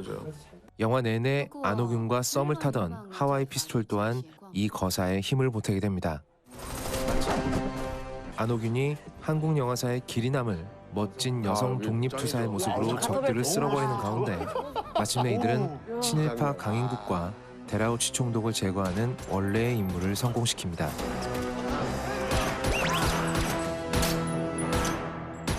전 결혼할 때 그냥 한번 차보려고. 그냥 로망이에요, 로망. 누가 알아주겠냐마는. 역사를 배경으로 상상력을 더한 팩션으로서 이 영화는 잘 설계된 캐릭터들이 흥미진진하게 얽히는 장르 영화로서의 매력과 진짜 역사는 아니지만 보고 있으면 속이 시원해지는 액션 장면들을 통해 대리만족을 전해주는 미덕도 갖추고 있습니다. 연기작 중에 하나인 것 같아요. 되게 복합적이기도 하고. 맞아요. 영화의 마지막 광복이 되고 나서 독립운동에 투신한 이들을 기리는 장면이라든지 최수봉, 나석주, 황덕삼, 추상욱. 참 명줄도 길게 카멜레온처럼 살아남아서 내 몸속에 명장면. 일본 놈들의 총알이 여기에 또 다 설득되잖아요. 우리 어떻게 저 장면 저 배마저 똑같은 못생기는 한 장면이 나옵니다. 저 특수 분장이에요. 일부러 아래 볼록하게 끝까지 사기를 치고 빠져나가는 이 배신자의 모습을 통해 실패로 끝난 반민특위를 조명하면서도 진짜 주인공인 안호균의 손으로 직접 처단하는 장면으로 아주 확실한 마무리를 해주고 있습니다. 왜 동지를 팔았나? 몰랐으니까. 해방될지 몰랐으니까. 끝내 제명에 못 죽고 쓰러지는 꼴을 보면서 개운한 기분으로 감상을 마무리할 수 있게 되죠. 저런 면에서 약간 후련함을 좀. 무거운 소재를 재미있게 풀면서도 진지한 시선을 놓치지 않는 흥행 영화의 정석, 암살이었습니다. 너무 잘 쓰러지셨어요. 천만 괜히 천만이 아니네. 일제 강점기가 20년대보다 30년대에 더 암울했다. 근데 30년대 또 한편으로는 그 문화적으로 뭐 이렇게 남아있는 기록이나 사진들을 보면 되게 막 그런 서양의 뭐 데카댕스한 분위기라든지 뭐 여러 신문화들은 많이 들어와 있는데 식민을 당하는 입장에서 30년대 훨씬 더 치열했다고 하거든요. 제가 1910년대, 20년 말씀드렸잖아요. 이때가 어떤 때냐면 일본의 자본주의가 정말 너무 잘 나가던 시기예요. 너무 잘 나가서 30년대 딱 들어오면서 정말 전성기를 딱 찍었던 시기예요. 근데 전성기라고 하는 게 뭐죠? 내려오는 길의 출발점이잖아요. 아, 그렇죠. 이때부터 어떤 그 전성기와 그 쇠락의 모습들이 엉켜버리는 어떤 그런 시기예요. 그러니까 딱 정점을 맞이하고 이제 내려오는. 그렇죠. 사실 이제 1930년에 그 미쓰고시 백화점이라는 게 우리나라 최초의 근대 백화점이에요. 지금 왜 신세계 백화점 본점, 그 건물이거든요. 정말 이 백화점이라고 하는 것은 자본주의를 가장 상징적으로 보여주고 있는 곳이에요. 특히 그 조명. 이 조명은 그 전에 살았던 사람들은 한 번도 경험해보지 못했던 많은 조선인들이 보고 우와, 저기 뭐지? 이게 일본이야? 그냥 거기서 그냥 확확 가는 거예요. 너무 현혹되기 쉬운 사람. 그렇죠. 너무 일본이 잘 나가고 있으니까 일본은 망하지 않겠구나. 라는 어떤 그런 변절자들이 정말 많아지는 시기. 그러니까 이정수 같은 인물들이 막 쏟아져 나오는 어떤 그런 시기죠. 또 하나의 시기는 뭐냐면 공황이란 말이에요. 이러면서 그 잘 나갔던 그 자본주의가 꺾이는 시점. 이러면서 일본 내부로서는 굉장히 위기가 이제 시작되는 출발점이기도 하거든요. 그 해결책을 전쟁을 통해서 해결한다는 거죠. 31년 만주사변, 37년 중일전쟁, 41년 태평양전쟁. 끊임없이 전쟁을 수행하는 과정 속에서 희생양이 조선인이 되게 되는. 조선인들을 전쟁에 동원하기 위해서 이 머릿속에 조선인을 지우고 일본인을 집어넣어야 되잖아요. 30년대는 민족 말살 통치기. 그래서 변절자들과 희생양들의 뒤범벅이 되어버리는 정말 가슴 아픈 시기가 바로 이 30년대가 되는 거죠. 그 염석진의 마지막 장면에서 왜 동지를 팔았나? 개방될지 몰랐으니까. 얼른 그랬겠나. 그런 얘기 하잖아요. 광복될 줄 알았냐고. 그렇죠. 맞아. 내가 알아. 정답이에요. 그게 정답. 밀정이나 암살에서 다 통하는 주제인 것 같아요. 그 이제 친일파라든지 이렇게 탄압했던 세력들의 하나의 변명? 근데 그게 30년대 선생님 말씀 들어보니까 더 현혹돼서 뭐 블랙홀 같은 느낌이 들었을 것 같아요. 한편으로는. 나 지금 엄청난 걸 깨달았어요. 왜요? 이 중에 내가 제일 많어. 누나 몰랐어? 야, 누나. 이게 옛날 얘기하면서 누나 보잖아, 계속. 그러니까. 아까부터 왜 얘가 식민지 시대 얘기하니까 날 보지? 누나는 알 거야. 나도 모르게 그래서 아까 그렇죠. 미츠코시 백화점 좋았지? 뭐 이런 거 했어. 나까보라는 잘 사나 몰라. 근데 이제 이 암살이란 영화에서 제가 제일 먼저 놀랬던 건 그 친일파의 부인, 그러니까 진경 씨, 진경 배우님이 나오셨는데 저 어머니 죽을 때 진경 씨, 그때 울컥하더라고요. 죄송합니다, 마녀. 눈을 좀 감아주십시오. 내가 왜 자네 앞에서 눈을 감나? 어머니로서가 아니라 올곧게 나라를 걱정하는 여성 그 독립운동가, 그 무의미하게 소모되게 되게 쉬운 캐릭터거든요. 근데 너무 멋있잖아요. 그러니까 사실은 당신들이 앞으로 볼 조선 최고의 여성 독립운동가의 프롤로그 한번 보여줄게. 그 느낌이 되게 좋아서 놀랍게도 실은 최동원 감독은 도둑들 때부터 도둑놈들 말고 도둑 때 여성 캐릭터를 굉장히 중요시 여겼다고 생각을 해요. 왜냐면 도둑놈들이 될 수 없는 게 도둑들이 도둑놈들이 더 많아요. 도둑놈보다 도둑놈이 더 많아. 그러니까 이번에도 또 전지현 씨가 대장으로 나오니까 뭔가 근데 약간 감사한 느낌. 그리고 가장 중요한 스나이퍼 역할이잖아. 그렇죠. 기존의 이제 그 액션 히로인들이 체조 선수 같은 어떤 액션 안무 뭐 이렇게 막 떨어지면은 뭐 휙 하면 팍 착지한다든지. 근데 이 영화에서 보면은 2층에서 뛰어내릴 때 중간에 이렇게 막 팍 걸치고 넘어질 때도 막 진짜 약간 투박하게 떨어지거든요. 그리고 헛디디기도 해요. 그러니까요. 맞아. 그런 게 되게 액션 설계라든지 캐릭터 설정이 잘 된 것 같아요. 양식화된 인물이 아니라 저런 여성의 예를 들면 체력적으로 남자보다 뭐 뭔가 아쉬운 점이 있다면 그럼에도 불구하고 그거를 지략과 어떤 정밀함으로 극복해내는 사격에 대한 정교함만 굉장히 엄청난 능력이 있고 그만둬도 눈이 안 좋아서 안경을 꼭 쓰셨어요. 안경 항상 깨져 있고 한쪽.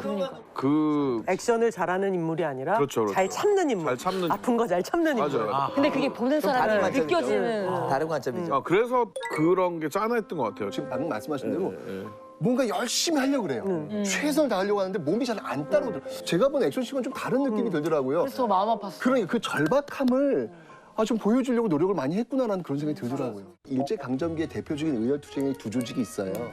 김원봉의 의열단이 있고 김구의 한인 애국단이 있습니다. 근데 항상 의열투쟁을 나갈 때 사진 하나 찍어요. 태극기를 배경으로 하고 사진 하나, 마지막 사진이죠. 어찌 보면 그 사진은 어색하게 웃는 장면이지만 가슴이 너무 뭉클하게 만드는 그런 장면이 아니었는가라는 생각이 들더라고요. 또 여성 캐릭터가 주인공인 영화를 또 많이 만들지 않는 못하는 한국에서 아니 사실 이제 이 영화가 딱 나왔을 때 전쟁이 너무 멋있는 거예요. 그래서 이제 네티즌들이 이제 추격을 하는 거야. 도대체 이 사람 있냐 없냐. 과연. 주인공처럼 나온단 말이죠. 우리 세대는 유관순 그렇죠. 누나, 유관순 누나 정도 말고는 딱히 안 떠오르잖아요. 그 네티즌들의 그 추적 속에서 딱 등장한 인물이 있었어요. 남자현 여사라고 이제 계세요. 안동에서 효부로 상까지 받으신 분이에요. 근데 이분의 남편이 의병 활동하다 돌아가세요. 그래서 이때 이 부인 남자현이 내가 일제를 향해서 뭔가 복수를 하겠다. 남편을 위한 복수를 하겠다. 그 이후에 만주로 가서 독립군들을 돌보는 역할을 합니다. 이 남자현 여사가 바로 여자 안중근으로 불려진 인물이에요. 이분이 들리는 이야기하면 무려 손가락을 3개를 끊으세요. 웬일이야. 그러니까 우리가 지금 식민지가 됐다는 것을 잊지 맙시다. 그때 하나. 싸우면 안 됩니다. 우리끼리 싸우면 안 됩니다라고 호소할 때 하나. 웬일이야. 그리고 우리의 독립을 원합니다라고 세계에 알릴 때 또 하나. 정말 대단하신 분이세요. 이제 영화 총 들고 왔다 갔다 하잖아요. 실제로 남자의 녀석을 합니다. 1926년 일제 총독이었던 사이토 마코토를 암살하기 위해서 잠입을 해 들어옵니다. 근데 그 당시에 사이토 마코토가 그 총독이 너무 인기가 많아요. 이미 죽이려는 사람이 너무 많은 거예요. 인기가 많다고 경쟁이 치열했던 거예요. 그래서 잠입을 했는데 이미 송악선 의사께서 이미 그 시도를 했던 거예요. 그때 이제 실패를 한 거예요. 그러다가 1933년 그 만주 괴뢰국의 그 고위 관료를 처단하기 위해서 또 잠입해 들어와요. 이때가 60대가 넘으셨어요. 아이고야. 할머니세요, 할머니. 거린 노파현 분장을 하고 오세요. 이미 1926년부터 이 일본이 눈독을 들이고 있었기 때문에 결국은 성공하지 못하고 그때 잡히세요. 그때 이 영화의 배경이 1933년이잖아요. 돌아가신 애가 그 해예요. 그때 아들한테 자기의 남은 모든 돈을 다 주면서 이 돈을 우리나라의 독립 축하금으로 좀 써달라. 축하금. 네. 너무 소름 돋는 게 뭐냐면 가장 암흑기로 들어가는 가장 변절자가 많은 절망의 이 시대에 독립이라는 것을 확신했다는 거예요, 이분은. 온다. 온다. 정말 대단한 분이. 이런 분을 모르고. 그러니까요. 그래서 저는 이 영화가 그런 독립투사들을 알려주는데 정말 많은 역할을 했다.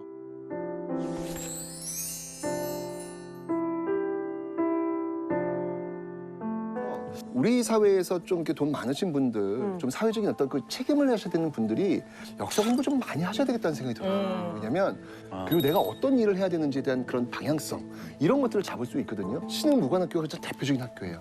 누가 만든 분이 있군요. 네, 있습니다.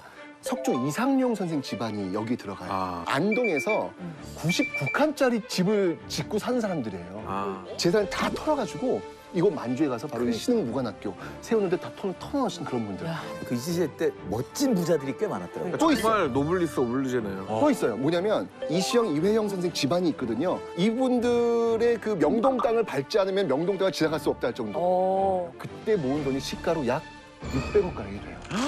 어마어마하죠. 그때 돈으로? 가서 땅 사고 학교 사고 무상 교육을 다 해요.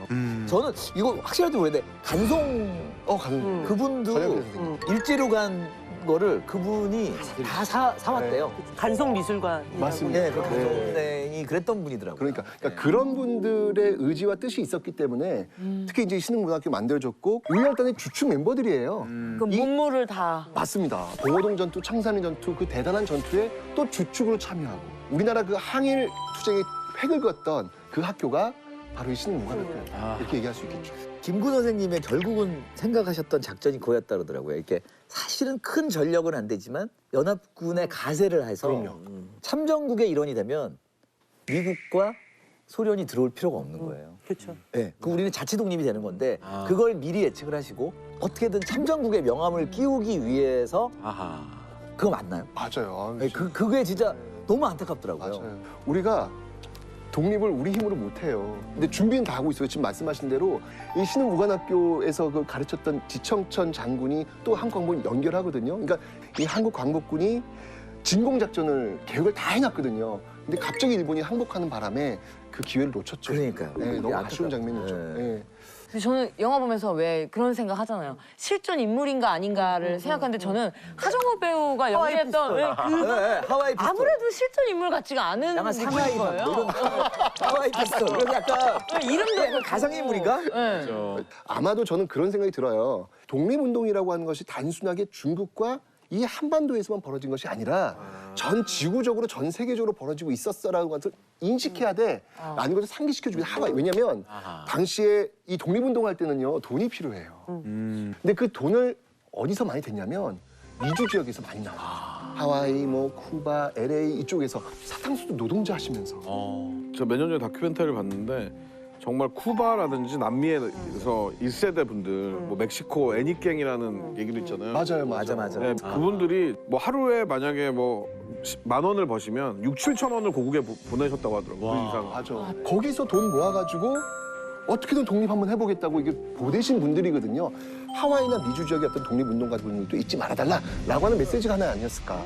자, 최동원 감독이 상하이 촬영을 끝내고 한국 촬영장으로 이동하는데 차 안에서 본인도 모르게 애국가를 부르고 있었다고 합니다.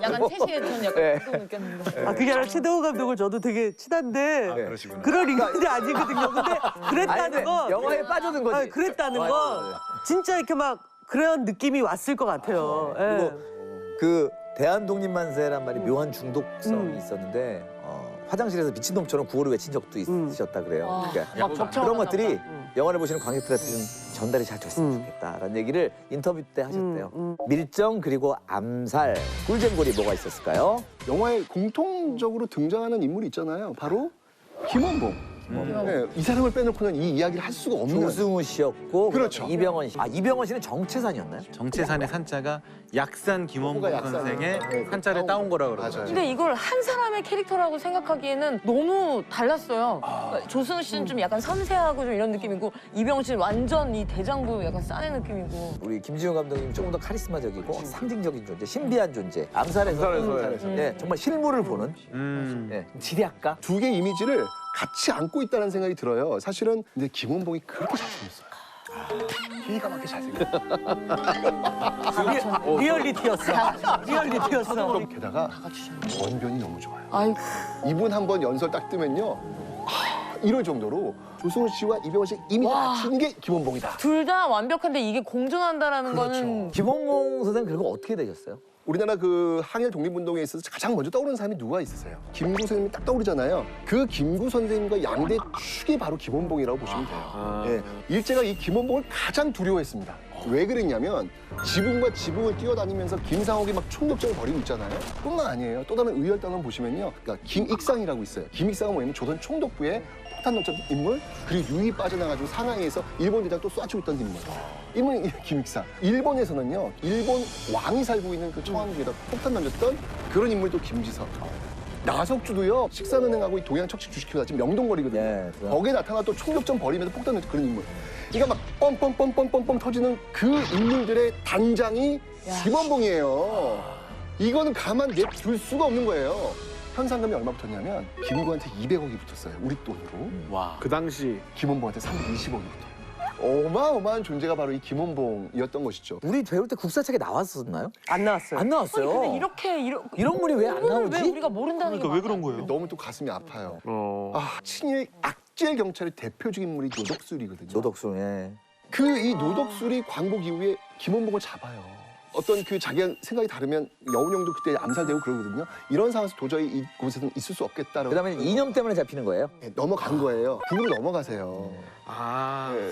근데 그거하고는 별개로 좀 얘기를 해야 되는 거 아닌가? 이 김원봉은 독립유공자가 될 수가 없어요. 왜냐하면 그 기준이 뭐냐면 북한 정권 수립에 도움이 된 자는 될 수 없음이라는 이 조항이 있거든요. 이 영화 밀정과 암살이 저는 김원봉을 부활시켰다.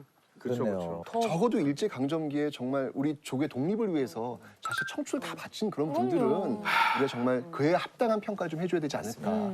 조승우 그 배우님 대사 중에 술 딱 따르면서 그만하자. 사람들한테서 잊혀지겠죠. 미안합니다. 본인이 본인 얘기하는 듯한 느낌. 아니, 내가 왜 미안해? 애가 미안해. 그다음 또 하나의 공통점이 이제 변절자. 변절자, 그렇지. 네. 변절자. 그 밀정의 변절자가 있고 암살의 변절자가 그렇죠. 있죠. 문득 저런 영화나 소설을 읽을 때마다 나라면 어쩔까? 분명히 이제 저같이 약한 인간들은 마음이 약한 분명히 제일 먼저 변절하고 막 그럴 것 같아요. 심지어 막 거의 김원봉이야. 누나 쉽게 변절할 것 같진 않아요, 진짜. 어렵게 변질하면 아프다가 변절하는 거다. 쉽게 변질하는 거다. 천재다. 우리는 지나고 났으니까 정말 일제 치하에 우리를 뭐 힘들게 했는데 이게 그냥 맞아요. 평범하게 있는 일본말 네, 쓰고 맞습니다. 너무 일상이죠. 이미 선악의 구분이 없어진. 그래서 중요한 건 변절할 것 같아요. 할 수 있습니다. 근데 중요한 건 그 뒤인 것 같아요. 해방된 이후에 그것을 어떻게 처리하느냐가 중요한 건 변절한 사람 때문이 아니라 그 이후를 살아가는 후손들인 거죠. 아, 저러면 나중에 뒤끝이 안 좋구나. 라는 거를 어떤 상식처럼 알게 만드는 사회. 김구 선생님이 말씀하셨던 부분이잖아요. 염석진이 밀정이면 죽이라. 16년 전 임무. 염석진이 밀정이면 죽여라. 지금 수행합니다. 마지막에 사실은 판타지죠. 맞아요. 그 후련 가지고 싶은 거죠, 우리가. 후손들의 갈망 같은 거일 수 있는 거죠. 영화에서나마. 네. 내가 먼저 동주는 어떤 영화인지. 동주. 同志社大学文学部専科平沼東中 대한누마 도주. 일본이 창시 개명했던. 総村向けつまり孫文義の軍事活動に関わったのか 1943년 한 남자가 신문을 받습니다. 何のことか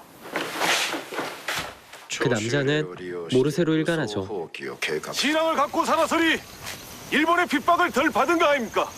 8년 전 이 남자는 사촌 송몽규와 함께였습니다. 누구로 이지해서 살겠습니까? 야 동주야 그리고 히라노마 도주의 진짜 이름은 윤동주였죠. 어릴 적부터 친형제처럼 자라난 두 사람은 글을 쓰는 것에 흥미를 느꼈고 글 쓰는 재능이 뛰어났던 몽규는 등단에 성공하게 되죠. 이 신춘문예 당선됐다고 난리 났어. 약간 요즘 영화에 나오는 연변 말씀과 좀 비슷한. 네, 맞아요.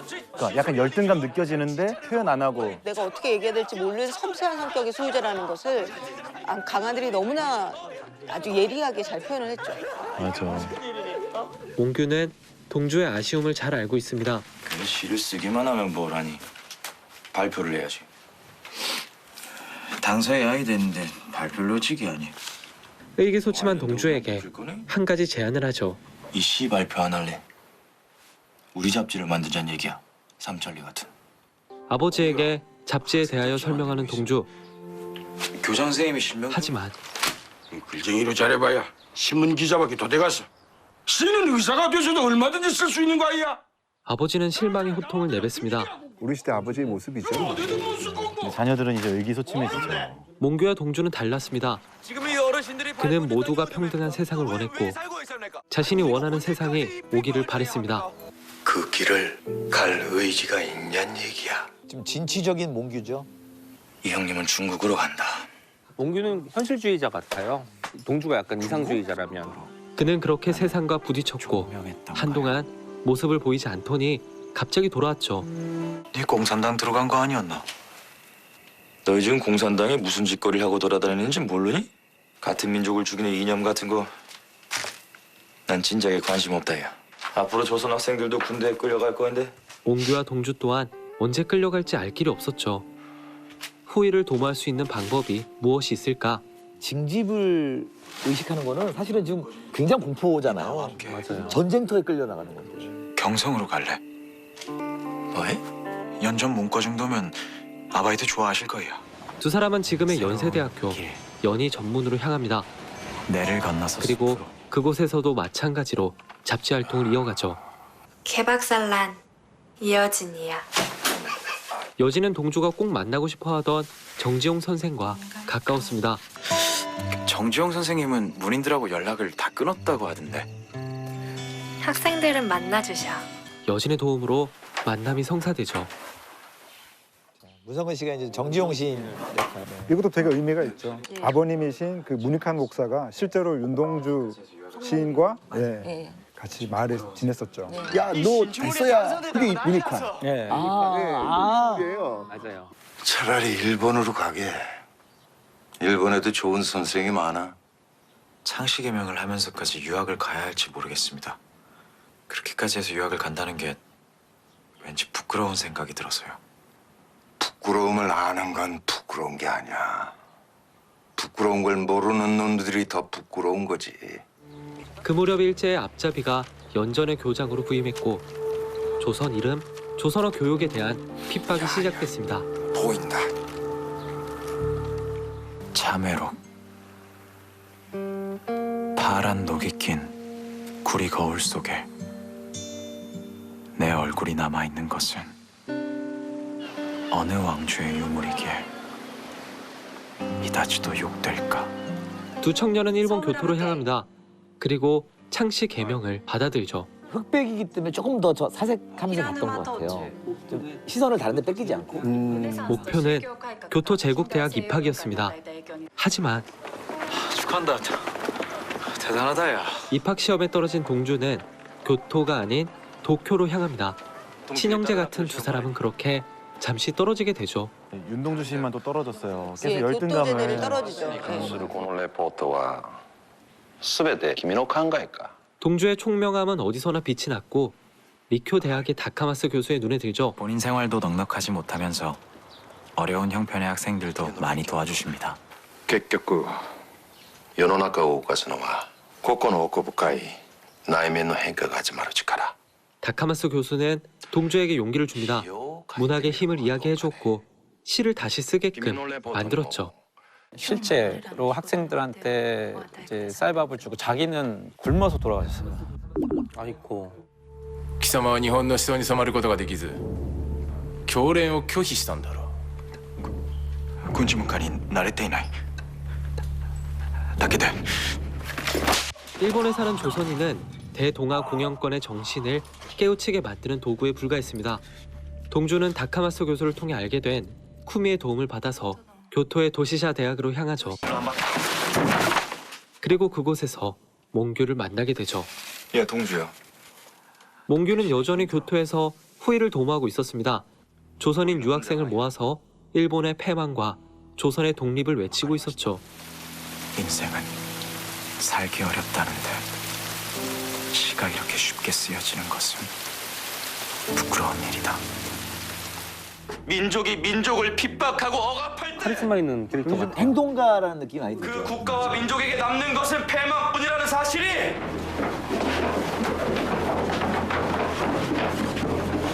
불가!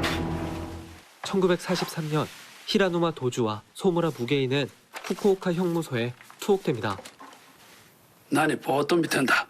해고 토끼. 독립운동이라는 거대한 제목을 달고 있는 동주와 몽규는 생체 실험의 대상이 되었으며 정체 모를 주사와 고문에 시달리던 동주는 얼마 못 가 사망하고 말죠. 저 주사에 대한 정체는 훔치다더라고요. 뭔가 주사를 매일 맞은 거는 팩트예요. 여기 같이 있었던. 그게 뭔지 그 모르겠어요. 성분에 대해서 유추는 이제 혈액 대치제를 만들기 위해서 바닷물 주사 항체 실험을 한 것이다. 네. 오늘 밤에도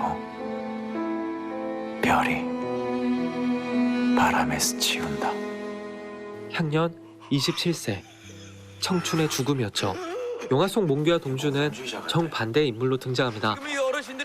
군중을 사로잡는 연설을 펼치고 모두가 평등한 세상을 꿈꾸며 고등학생이라는 어린 나이였지만 중국과 간도로 오가며 몽규는 독립투쟁을 벌였습니다. 동주는 시를 쓰고 잡지를 만들며 일제의 총부리에 정면으로 대항하지 못했고 몽규의 학생 운동에 깊이 관여하지도 않았습니다. 堂々と署名しろ。いくらでもチクってあげよう。在日朝鮮人留学生を救護し、シーズ敵計画を広げ。俺がろくに何もできちゃうかし。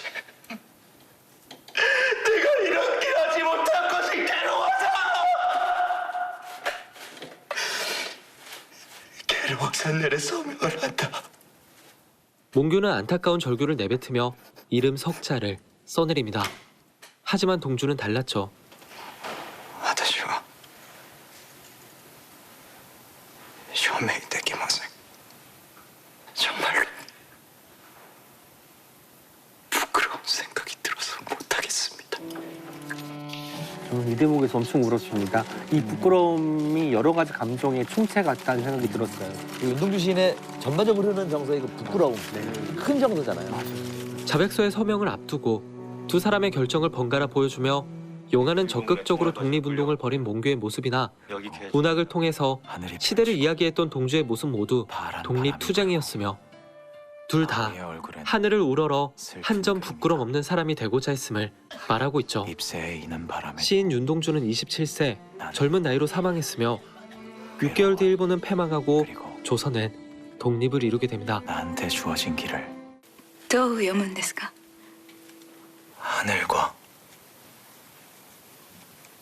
바람과 별과 강하늘 배우님 그 저 음성도 뭔가 그러니까 시랑 너무 잘 어울려. 나레이션도.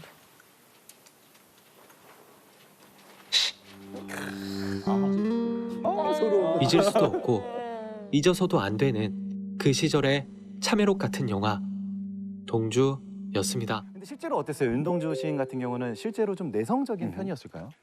실제로 지금 영화에서 보여진 그런 모습들이 일반적인 모습이라 생각하면 돼요. 이게 윤동주는 굉장히 섬세한 삶을 좀 살아왔는데 예를 들면 취미가 뭐였냐면 재봉틀. 그 교복이 있으면 그 허리선이 좀 들어갈 수 있는 잘록하게 들어가는 거. 어머. 바지 같은 경우는 나팔 바지. 이런 것들 직접 재봉틀. 페피 같아, 페피. 그렇죠. 네, 그래서 이 송몽규 같은 경우에는 한 번 결정하면 그 결정을 실천에 옮기는 그 시간이 굉장히 짧은 거예요. 실전 가는 거죠. 성명과 기질을 타고났군요. 그렇죠. 그러니까 그때 쓸 때 나의 꿈은 독립군 이렇게 쓸 정도로 그냥 가는 거예요. 근데 아마 저는 글을 못 봤지만 왠지 피치도 뭐 축축 하면 이렇게 좀 굉장히 진실적이었을 것 같아. 진짜 아까 그 윤동주 시인의 직접 그 동주라는 글씨도 필자도 굉장히 예뻐요. 그렇죠. 네, 그래서 이 달라 보이는 어떤 그 사람들의 어떤 살아온 그 궤적 있잖아요. 그 궤적을 위에서 보면 소름 돋게 똑같아요. 결국은 이 두 사람은요 같은 마을에서 같은 연도에 같은 집에서 태어나요. 윤동주 집에서 태어난 거죠. 그리고 이 사람들은 같은 학교를 다녔고 같은 해 같은 감옥소에서 같이 죽어요. 맞아요. 이 사람들이 그 돌아가신 시점을 보면 윤동주가 1945년 2월이고요. 아이고. 손몽규가 그 다음 달 3월이에요. 광복을 못 보고. 광복이 8월이잖아요. 되게 안타깝죠. 아, 이게 너무 안타까운 거예요. 조금만 더 버텼으면 광복된 세상에서 좀 마음껏 시집도 내고 좀 그랬을 텐데 그러지 못했다는 거. 아버지가 얘기하잖아. 버텨야 된다고. 그러니까요. 버텨야 한다. 그러지 못했다는 게 너무너무 가슴이 아픈 그런 모습이었던 것 같아요. 네네. 왜 나한테 같이 가잔 말은 안 해? 니는 여기 있어야 돼. 니는 시를 계속 쓰라. 총은 내가 들 거니까. 몽규가 없었다면 동주는 그냥 이렇게 평탄하게 가는 시인이 될 수도 있었겠다는 생각이 들더라고요. 그 절친의 역할이 저렇게 큰 거구나. 그렇죠. 그 자극? 그렇겠다. 사실 이게 영화 다 보고 나면 제목은 동주와 몽규여야 맞아. 것 같아요. 감독님이 그 얘기 한번 하셨다가 저희가 안 된다고. 근데 저는 사실은 저 내용을 보면서 제 친구가 만약에 저런 친구가 있으면 굉장히 스트레스를 받았을 것 같아요. 맞아요. 항상 제 친구는 한 발 앞에 가 있는 거예요. 나도 가야 되는데 참 스트레스 받았겠다는 그런 생각이 들더라고요. 그런 것들을 자연스럽게 느껴지도록 만드는 영화가 또 이 영화가 아니었을까 그래서 생각이 되게 인간적이에요. 그러니까 인간적이에요. 일제강점기 초반부터 어떤 저항의 어떤 모습들을 보이다가 서서히 변절로 흘러가는 그런 사례들이 더 많아요. 이광수 선생님. 최남선. 뭐 다 그런 최남선. 우리 어떤 그런 사람들이거든요. 그럼에도 불구하고 끝까지 자신의 어떤 길을 걸어가려고 했던 사람들의 기록. 그게 바로 저항문학이거든요. 그 당시에 이렇게 샛별처럼 빛났던 많은 사람들이 존재하고 있었다라고 하는 그 증거, 증명이 바로 저항문학이 아닐까라는 생각이 듭니다. 이 두 인물을 통해서 우리 2000년대를 살아가고 있는 우리에게 해주고 싶었던 말씀, 메시지가 뭐였을까요? 지금 20, 30대들은 사실 과거에 비해서 지나치게 기성세대들이 많은 부와 권력을 독점하고 있고 인구수도 더 많아요. 이런 적이 없었어요. 민주화 운동할 때, 산업화 운동할 때 늘 젊은이들이 더 많았어요. 숫자적으로도 많았고 그래서 그 시대를 선도할 수 있었고 기성세대들하고 어느 정도 부딪힐 수 있었는데 지금 청춘들한테 그러긴 너무 주어진 환경이 인구수로도 맞지 않아요. 20세기 가치관으로 지금 나오는 젊은 청춘들한테 그 가치관을 심어주는 것이 무의미해지는 시대가 올 거기 때문에 너무 좌절하지 않았으면 좋겠어요. 어느 정도는 저항했으면 좋겠고 100년 전 저분들 같은 그런 정신이 좀 나아졌으면 좋겠어요. 응원해주고 싶어요. 그래요. 예.